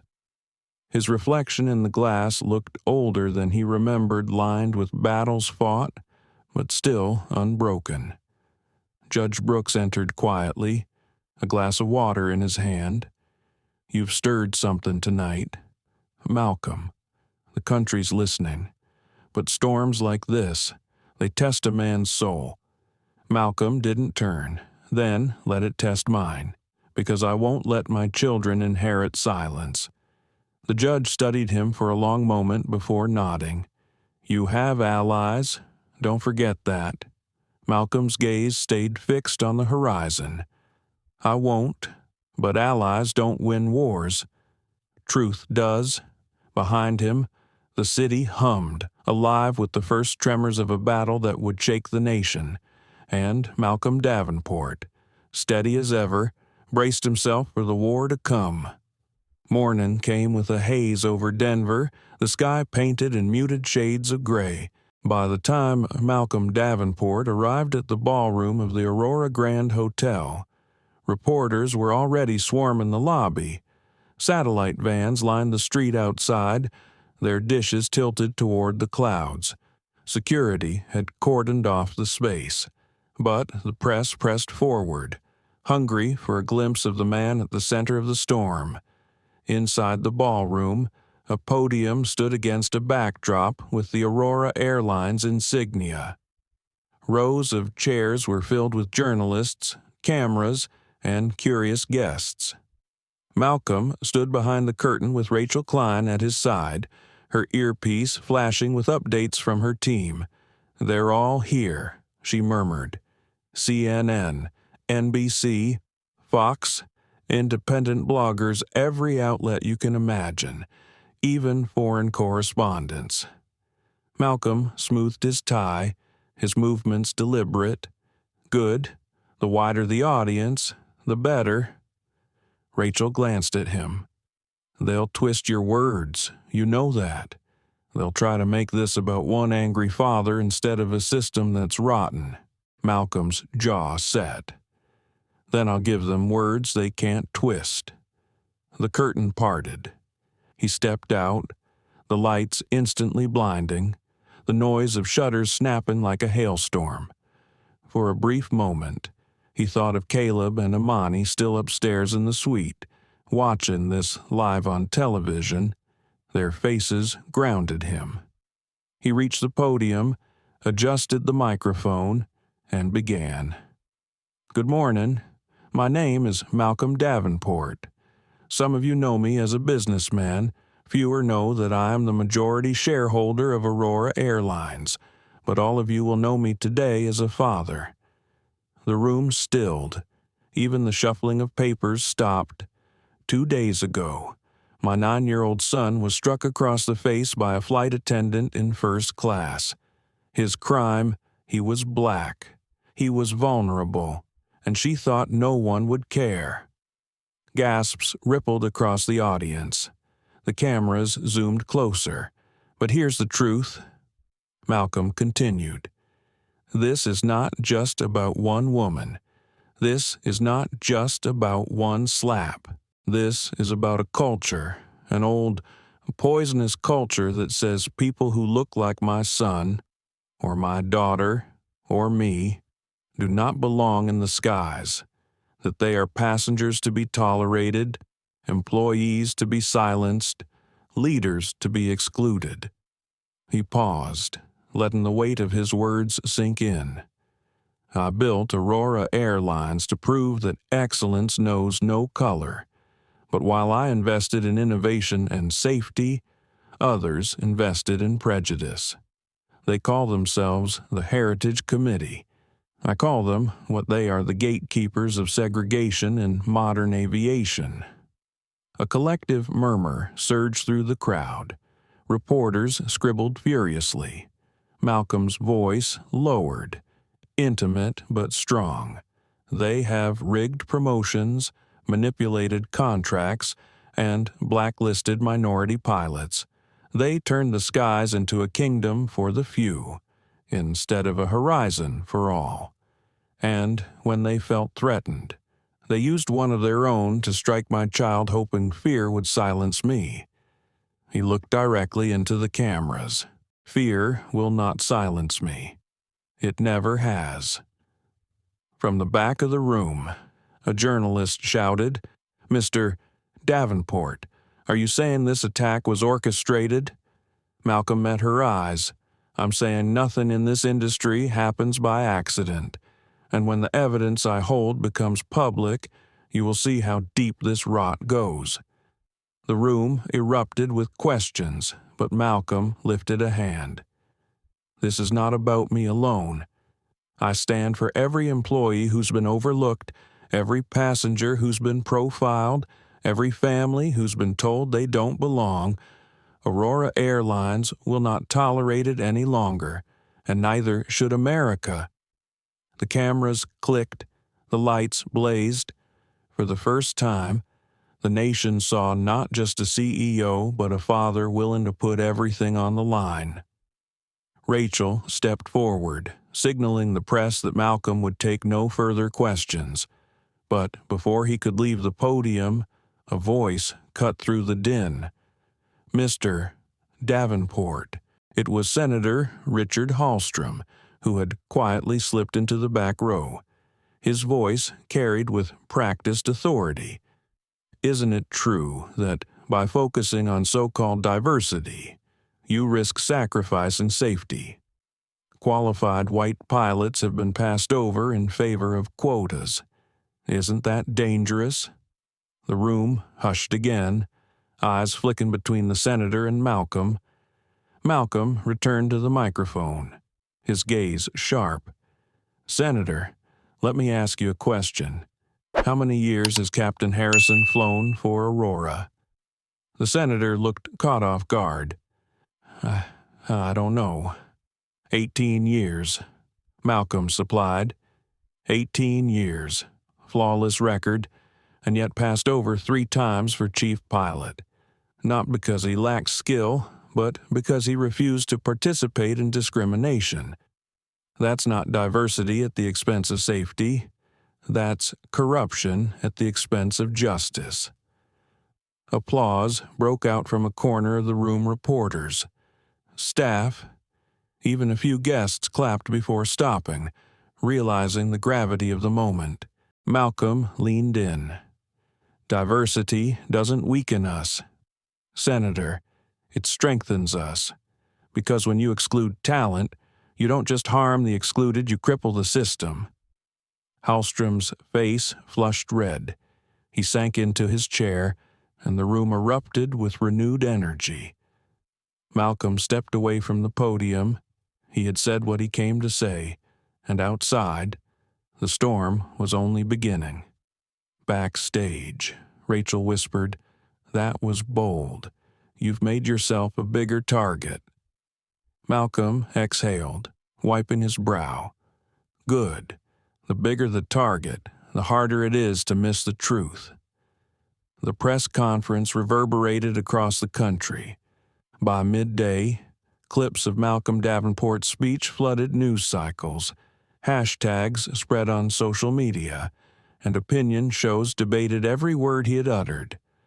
For the first time, millions of Americans were asking, what is the Heritage Committee? But while the public buzzed, behind closed doors, the very people Malcolm had exposed gathered in a high-rise boardroom in Washington, D.C.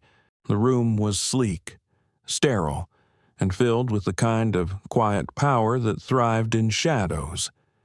At the head of the table sat Senator Richard Hallstrom, his hands steepled. Around him, airline CEOs, lobbyists, senior officials from the Federal Aviation Administration. Their faces were grim. "He's turned the narrative against us," one executive hissed. "You saw the applause. If this continues, we'll lose contracts, credibility control." Hallstrom's voice was calm, almost too calm. "Then we discredit him. You don't bring down a man like Davenport by debating him. You bury him, and we have the means." A woman from the FAA slid a dossier across the table. "We've compiled every mistake from his past business deals, political donations, even personal relationships. If we leak this strategically, the public will stop seeing him as a hero and start seeing him as another corrupt billionaire." Hallstrom nodded, though a shadow of doubt crossed his face. He had underestimated Malcolm once. He wouldn't do it again. Back in Denver, Malcolm sat in the hotel suite with Rachel Klein and Judge Leonard Brooks. Papers littered the table: contracts, testimonies, video evidence. Rachel's phone buzzed constantly with alerts. "They're moving fast," Rachel said, scanning the latest report. "Anonymous leaks hitting blogs already, claims about shady business with foreign investors, accusations of embezzlement. None of it sticks, but it's meant to distract." Judge Brooks sighed, rubbing his temples. "They'll drown the truth in noise. That's their strategy. If the public can't tell fact from fiction, they'll stop listening altogether." Malcolm leaned back, staring at the ceiling. His mind went to Caleb and Imani, still upstairs under watch. How long before the noise reached them? How long before their friends at school whispered cruel things? Rachel noticed his silence. "You're thinking about the kids?" "Always," Malcolm admitted. "I knew this fight would cost me. I didn't want it to cost them." Brooks's voice softened. "But it's because of them you fight. They need to see what courage looks like. And frankly, so does the rest of the country." The next blow came sooner than expected. That evening, one of the major networks aired an exclusive investigation into Malcolm's past. They flashed documents claiming he'd underpaid taxes, interviews with unnamed sources hinting at questionable practices, even an insinuation that his rise to power was built on deception. In the suite, the children watched with wide eyes. Imani turned to her father. "Daddy, is any of that true?" Malcolm knelt beside her, his expression steady but heavy. "No, baby. It's what scared people do when they're losing power. They lie." Caleb's small voice trembled. But what if people believe them? Malcolm placed a hand on his son's shoulder. "Then we show them something stronger than lies. We show them the truth, and we live in a way that no lie can erase." Rachel cut in, her tone clipped. "We'll need to counter this fast. Angela Monroe has been asking for an interview live, unedited. If you're ready, this is the time." Malcolm hesitated, then nodded, set it up. The following night, in a modest studio, Malcolm faced Angela Monroe, a journalist known for her unflinching honesty. The cameras rolled live. Angela didn't waste time. "Mr. Davenport, the Heritage Committee says you're a radical, using your son's pain for personal gain. How do you respond?" Malcolm's voice was calm. "My son's pain is not a prop. It's a wound, one no child should carry. If speaking about it is radical, then so be it. But I'm not fighting for myself. I'm fighting so no other father sits where I sat, holding a child who just wants to know why he isn't safe on an airplane." Angela leaned forward. "They say diversity initiatives lower standards, that they endanger safety." Malcolm met her gaze. "Safety is not the absence of diversity. Safety is the presence of competence, and competence is not defined by color. Look at the records. The pilots and engineers excluded were some of the best. The danger isn't in inclusion, it's in exclusion." The interview spread like wildfire. Hashtags shifted. Where the committee's smears had seeded doubt, Malcolm's steady words reignited support. Across the country, people began sharing their own stories of discrimination and travel passengers profiled, pilots overlooked, attendants mistreated. It became more than Malcolm's fight. It became everyone's. But the Heritage Committee wasn't done. Late that night, as Malcolm returned to the hotel, Rachel intercepted a message. She paled as she read it. "They're escalating. 3 witnesses from the flight, 2 attendants and a passenger have gone missing. Phones off. Families haven't heard from them. It's intimidation. Maybe worse." Malcolm's chest tightened. For the first time, a shadow of fear crossed his face. "They're silencing people." Rachel looked him dead in the eye, which means they're afraid. And when people like them are afraid, they make mistakes. That's our opening. Malcolm stood by the window, Denver's lights sprawling beneath him. The cost of this fight grew heavier each hour, but his resolve hardened with every attempt to break him. "They can smear me. They can silence witnesses, but they cannot silence the truth. Tomorrow, we go to Washington. If the committee wants a war in the shadows, I'll drag them into the light." And with that, the next phase of the battle began. The train to Washington, D.C., cut through the night like a silver arrow.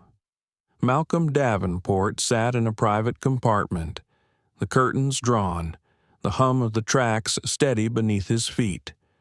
Across from him, Rachel Klein scrolled through encrypted files on her tablet, her brow furrowed. Beside her, Judge Leonard Brooks dozed lightly, his glasses slipping down the bridge of his nose. Malcolm leaned back, but his mind refused rest. Every mile closer to Washington meant one step deeper into the lion's den. He glanced at his children, Imani curled with a blanket and a notebook in her lap, sketching constellations she'd memorized. Caleb nestled against her side, asleep, clutching the stuffed bear he'd refused to let go since the flight. Rachel broke the silence. "The committee knows you're coming. They'll try to block you before the Senate hearing. Smear campaigns, legal traps, maybe even security threats." Malcolm's voice was steady. "Then let them try. Running was never an option." Judge Brooks stirred, opening one eye. "They'll underestimate the public support you've built. That's your greatest weapon. But tread carefully. They've survived for decades by bearing men who got too close to the truth." Malcolm looked out the window, the dark countryside flickering by. "I'm not the same as the men they buried. I have 2 reasons to finish this fight, and they're sitting right here." Imani looked up at her father, her young face solemn. "Daddy, what if they try to hurt us again?" Malcolm reached across, taking her hand. "Then I'll stand in front of you, always." When the train pulled into Union Station at dawn, Washington greeted them with a chill wind. Security escorted them through back corridors, away from the main crowd. But even there, Malcolm could hear the echoes' chants, signs, people gathering outside the station. Some carried messages of support, justice for Caleb, diversity is strength. Others carried signs of hate, evidence of the Heritage Committee's orchestrated counter-campaign. Inside a waiting SUV, Rachel handed Malcolm a dossier. "They've planted operatives. We intercepted chatter about a staged incident near the Capitol to discredit you. Their goal is to paint you as a destabilizer." Malcolm flipped through the photos. Men in suits, protest organizers, money trails. His jaw tightened. Expose them before they act. Use the journalists who still believe in truth. Monroe, especially. Rachel nodded. Already in motion, at the hotel in D.C., Malcolm prepared for the hearing. He stood before a mirror, adjusting his tie, but his eyes lingered on the reflection of his children in the adjoining room. Caleb practiced drawing airplanes. Imani whispered to him about Jupiter's moons. The normalcy of it, amidst the chaos, anchored Malcolm more than he realized. Rachel entered, her voice clipped. "There's been a development. One of the missing witnesses turned up flight attendant Janelle Rivers. She's terrified, but she's willing to testify. She says the committee threatened her family if she spoke out." Malcolm exhaled slowly. "Then we protect her. No witness should stand alone." The day of the Senate hearing arrived. The chamber was packed, cameras positioned like weapons. Rows of senators lined the elevated dais, and at the center sat Senator Richard Hallstrom, his expression carved in stone. When Malcolm entered, the room hushed. He walked with deliberate calm, his presence commanding without effort. He carried no notes. His truth would be enough. Judge Brooks sat behind him as counsel. Rachel stood near the doors, her hand discreetly resting near the earpiece that linked her to the security team. And in the gallery above, Imani and Caleb sat quietly, their eyes wide. Witnesses not just to history but to their father's courage. Hallstrom began. "Mr. Davenport, you've accused respected leaders of orchestrating a conspiracy. Do you have proof? Or are these the ramblings of a bitter man seeking attention?" The question was sharp, designed to cut. But Malcolm didn't flinch. He looked directly at the senator. "I have more than proof. I have names. I have contracts. I have recordings. And when this hearing is over, The world will see that the skies have been governed not by safety, but by segregation. Gasps rippled through the chamber. Cameras zoomed closer. Malcolm continued, his voice rising. For 60 years, aviation has been ruled by a closed circle. 93% of airline CEOs are white men.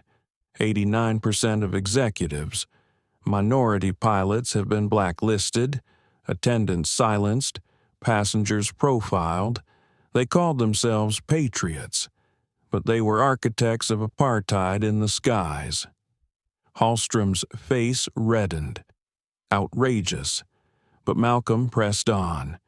It was their system that allowed a woman like Karen Whitfield to feel emboldened enough to strike a black child in first class. She wasn't an outlier. She was a product of the culture you protected. Reporters scribbled furiously. Some senators shifted uncomfortably in their seats. Others leaned forward, eyes intent. Then, a voice from the back of the chamber interrupted. A woman stepped forward, Janelle Rivers, flanked by security. Her voice trembled but carried. "He's telling the truth. I was there. I saw it. And I was threatened to stay quiet. But no more." The chamber erupted. Hallstrom banged his gavel, shouting for order. Malcolm turned slightly, meeting Janelle's eyes. "Thank you. No one stands alone anymore." That night, back at the hotel, Malcolm found himself staring at the city from the balcony.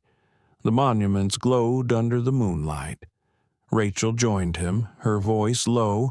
"You shook them today, but the committee won't go quietly. They'll double down." Malcolm nodded. "Then so will we." Inside, Caleb tugged at Amani's sleeve, pointing at the stars. "Jupiter's out tonight," he whispered. Amani smiled faintly. "It's got 79 moons, you know." Their quiet exchange drifted out onto the balcony, a reminder of why the fight mattered, for children who deserved to grow up without fear in the skies or anywhere. Malcolm closed his eyes briefly, letting their voices steady him. Then he opened them, ready for the next battle. The Senate hearing had shaken Washington, but the Heritage Committee was not finished. That night, while most of the city slept, a different battle raged in the digital shadows. Rachel Klein sat in the dim glow of her laptop inside the hotel's war room, a converted suite stacked with encrypted drives and screens streaming live feeds. On the central monitor flickered the face of Dominique Carter, a cybersecurity specialist Rachel had once mentored.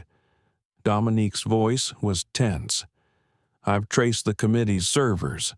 They're running parallel systems hidden inside government contracts, aviation security, scheduling, even maintenance reports. They control the data flow.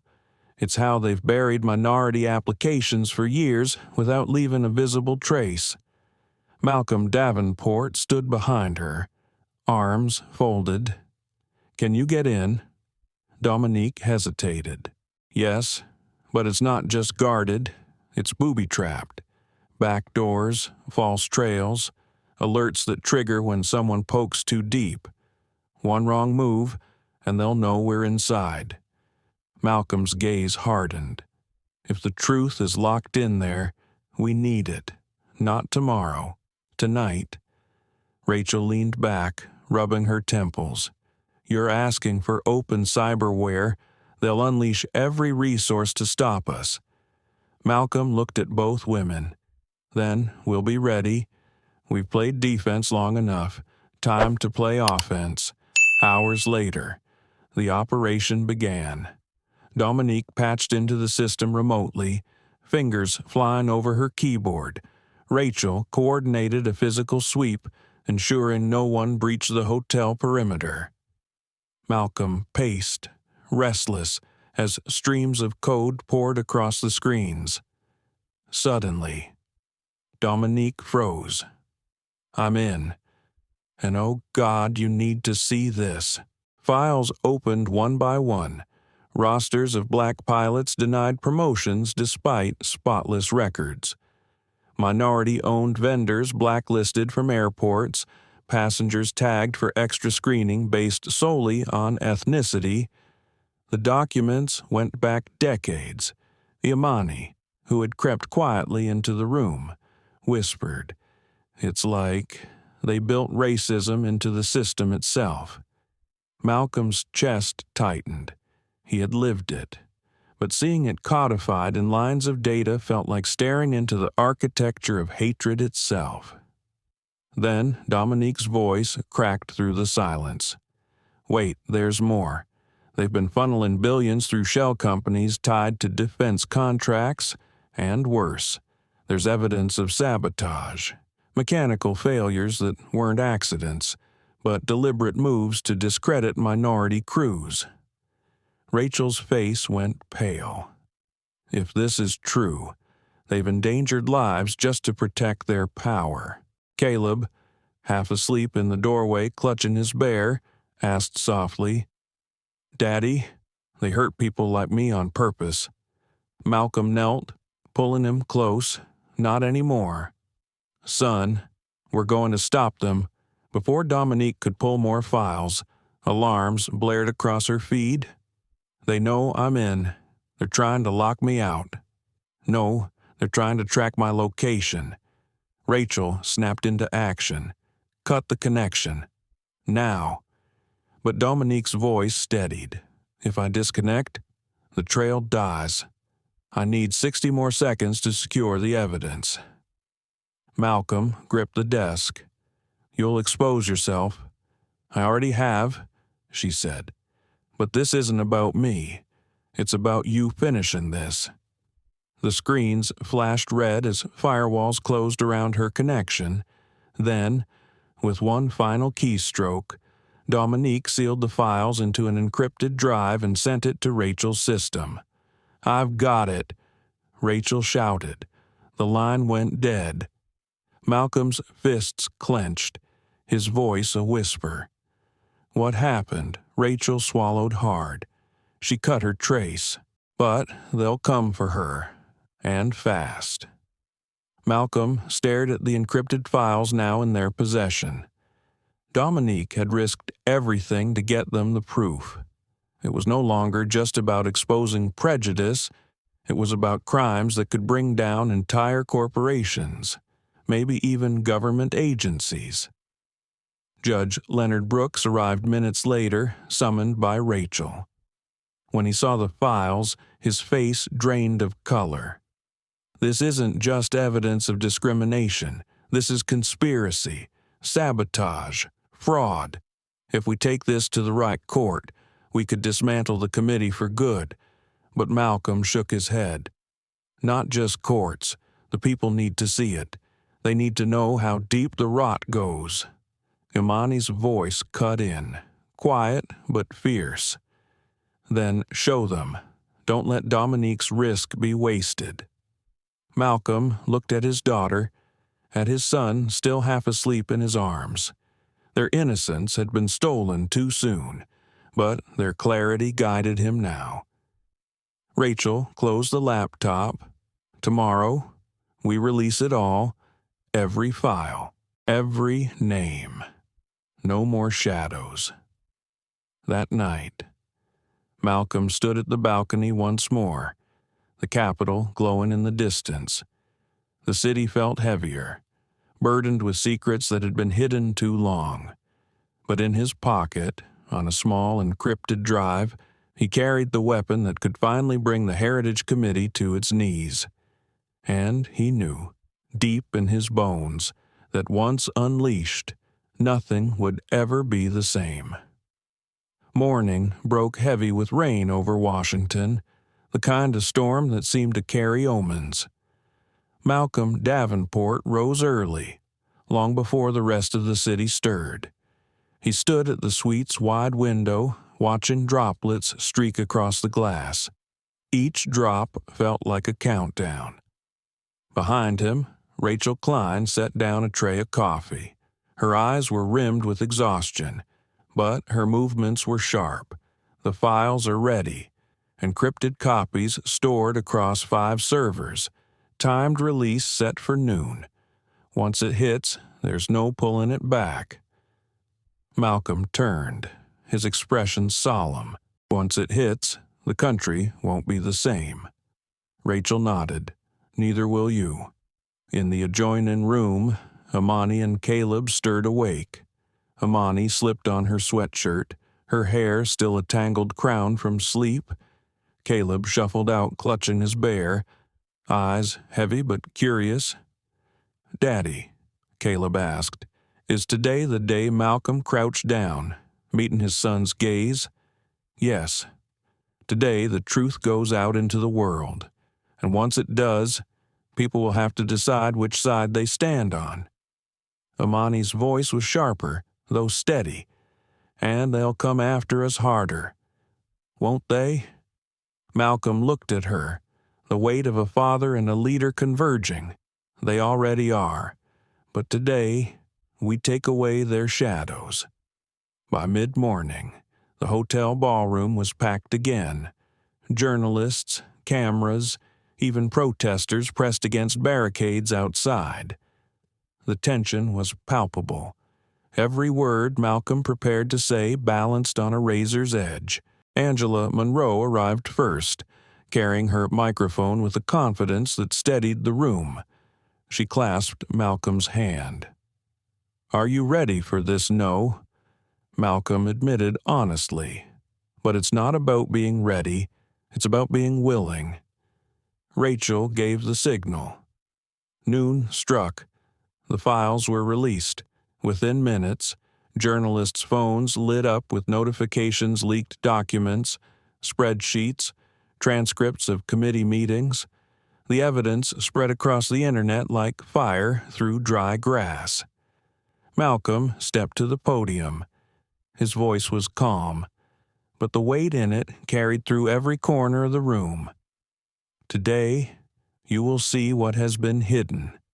For decades, the Heritage Committee manipulated the very skies we trusted. They denied jobs to pilots because of their skin. They blacklisted companies because of who owned them. They labeled passengers for suspicion because of where they came from. And when that wasn't enough, they staged mechanical failures endangering lives to discredit those who dared to rise. Gasps, murmurs, furious typing. Reporters scrambled to cross-check what was already flooding online. Malcolm pressed forward. This is not just bias. It is conspiracy. It is sabotage. It is crime. And those responsible sit in the highest corridors of power. He paused, then looked directly into the cameras. And they believed they could silence us with fear. They believed a slap in first class would go unnoticed. But they were wrong. That slap became the sound of a door breaking open. In the gallery, Amani squeezed Caleb's hand. The boy's eyes were wide, but for the first time, they weren't filled with fear. They were filled with pride. Reporters shouted questions, chaos swirling. "Mr. Davenport, do you fear for your safety?" one asked. Malcolm's answer was steady. "Fear is not new to me. Fear is not new to my children. But what terrifies me more than their threats is the idea of my children growing up in silence. That is something I refuse to allow." Outside, chants grew louder. Some shouted for justice, others jeered with signs painted in hate. The storm outside the hotel mirrored the storm in the streets. Judge Leonard Brooks stepped forward, his voice cutting through. "As of this morning, motions have been filed. Federal courts will review charges of fraud, conspiracy, and civil rights violations. The law will not look away." But before the room could settle, Rachel's earpiece buzzed. She stiffened. "Malcolm, we've got a problem." He turned slightly, his voice low. "What is it, security breach?" she whispered. "Two of our protective witnesses didn't show up.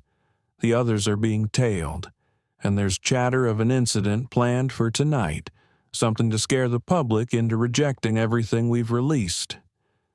Malcolm's stomach tightened, but his face remained calm.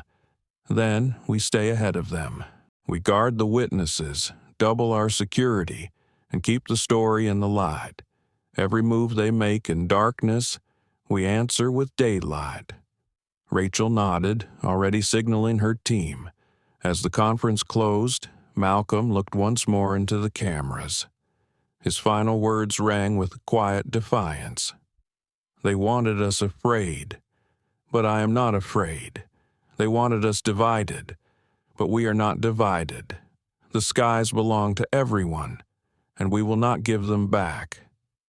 The room erupted in questions, but Malcolm stepped away from the podium, flanked by Rachel and Judge Brooks. He didn't look back. That evening, in the quiet of the suite, Malcolm sat with his children.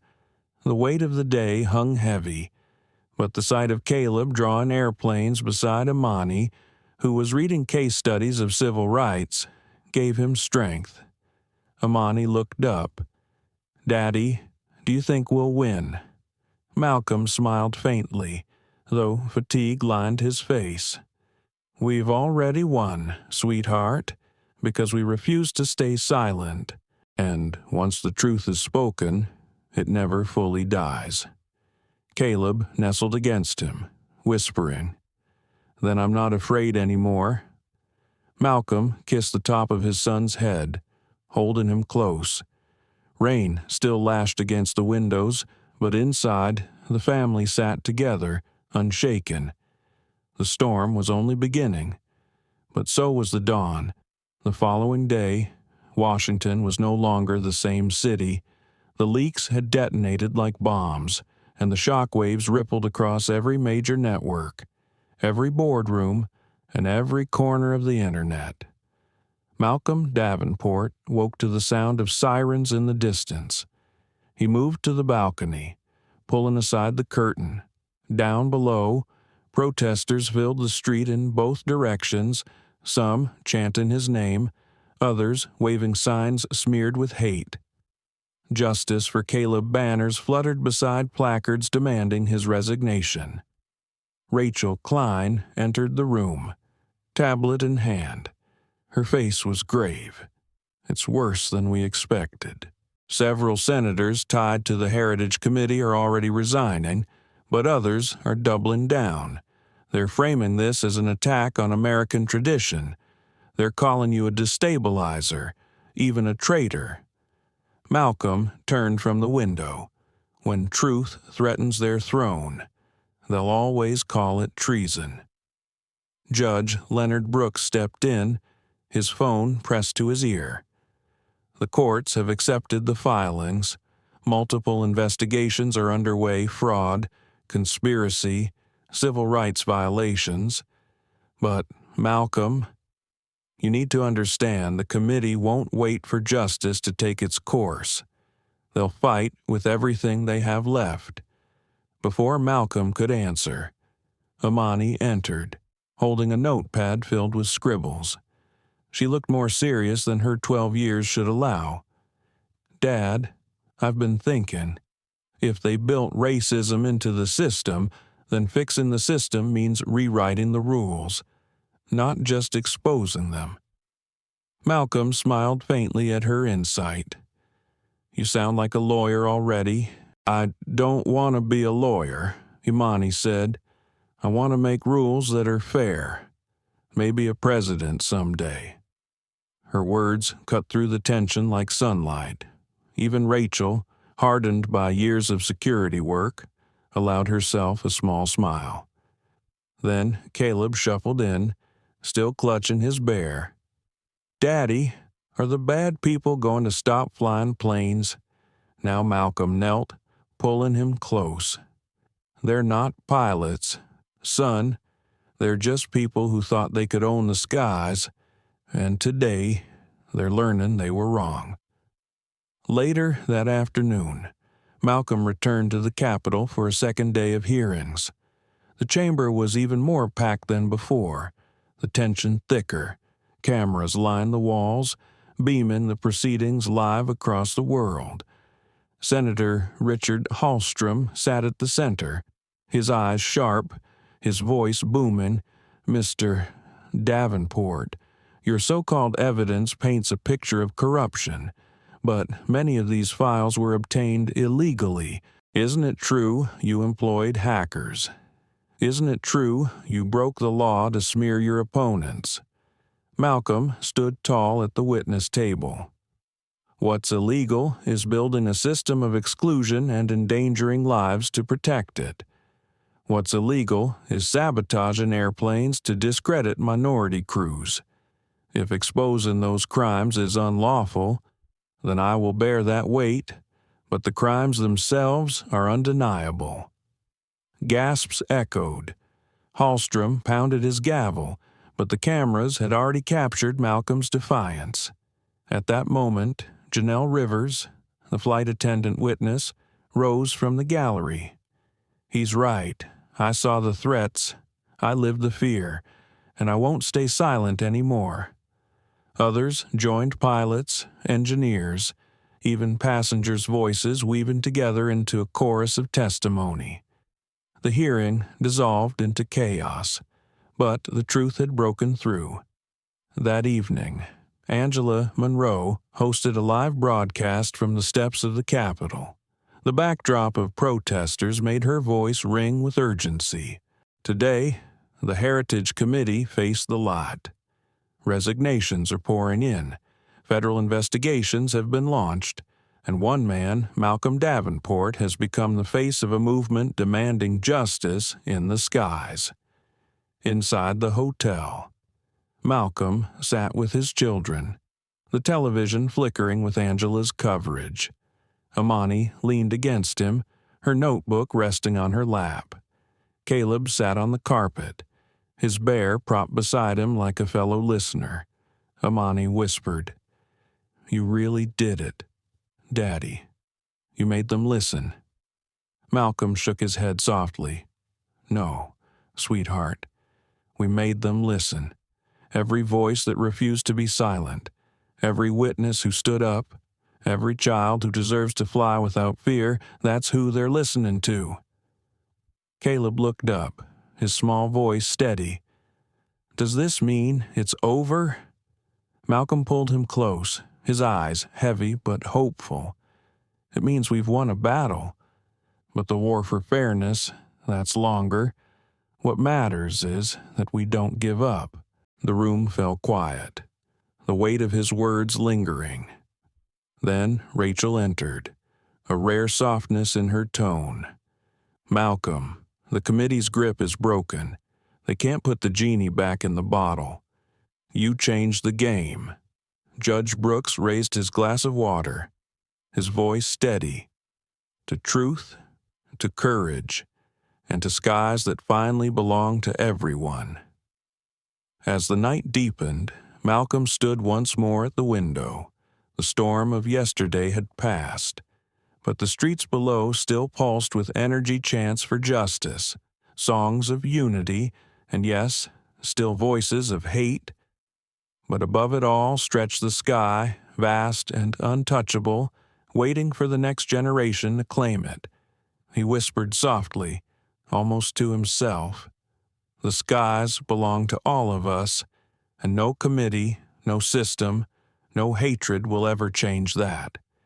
Behind him, Caleb and Amani drifted to sleep, their small forms curled on the couch, their faces peaceful for the first time in days. Malcolm turned back to the window, his reflection merging with the night. The reckoning had come, and though battles lay ahead, he knew the truth had taken flight, and once airborne, it could never be grounded again.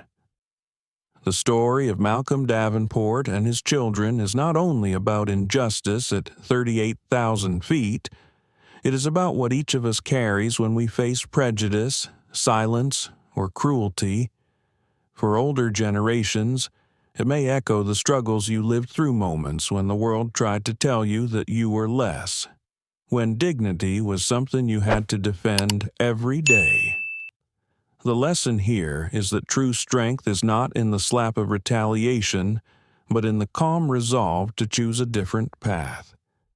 Malcolm could have erupted in fury, but he chose patience, evidence, and strategy, and in that choice, he transformed personal pain into systemic change. In our lives, whether it is in family, community, or work, we will encounter moments of injustice. We cannot always control what happens to us, but we can control how we respond. Respond with dignity, with patience, with vision, and the impact will ripple far beyond the moment. The skies may belong to everyone, but so do the streets we walk and the homes we build. Justice begins not with rage, but with courage and hope. Thank you for watching and sharing this journey with us. Your support means everything. If this story moved you, please like the video, share it with someone who needs to hear it, and subscribe to our channel so you won't miss the next story. Together, we can keep spreading hope, dignity, and justice.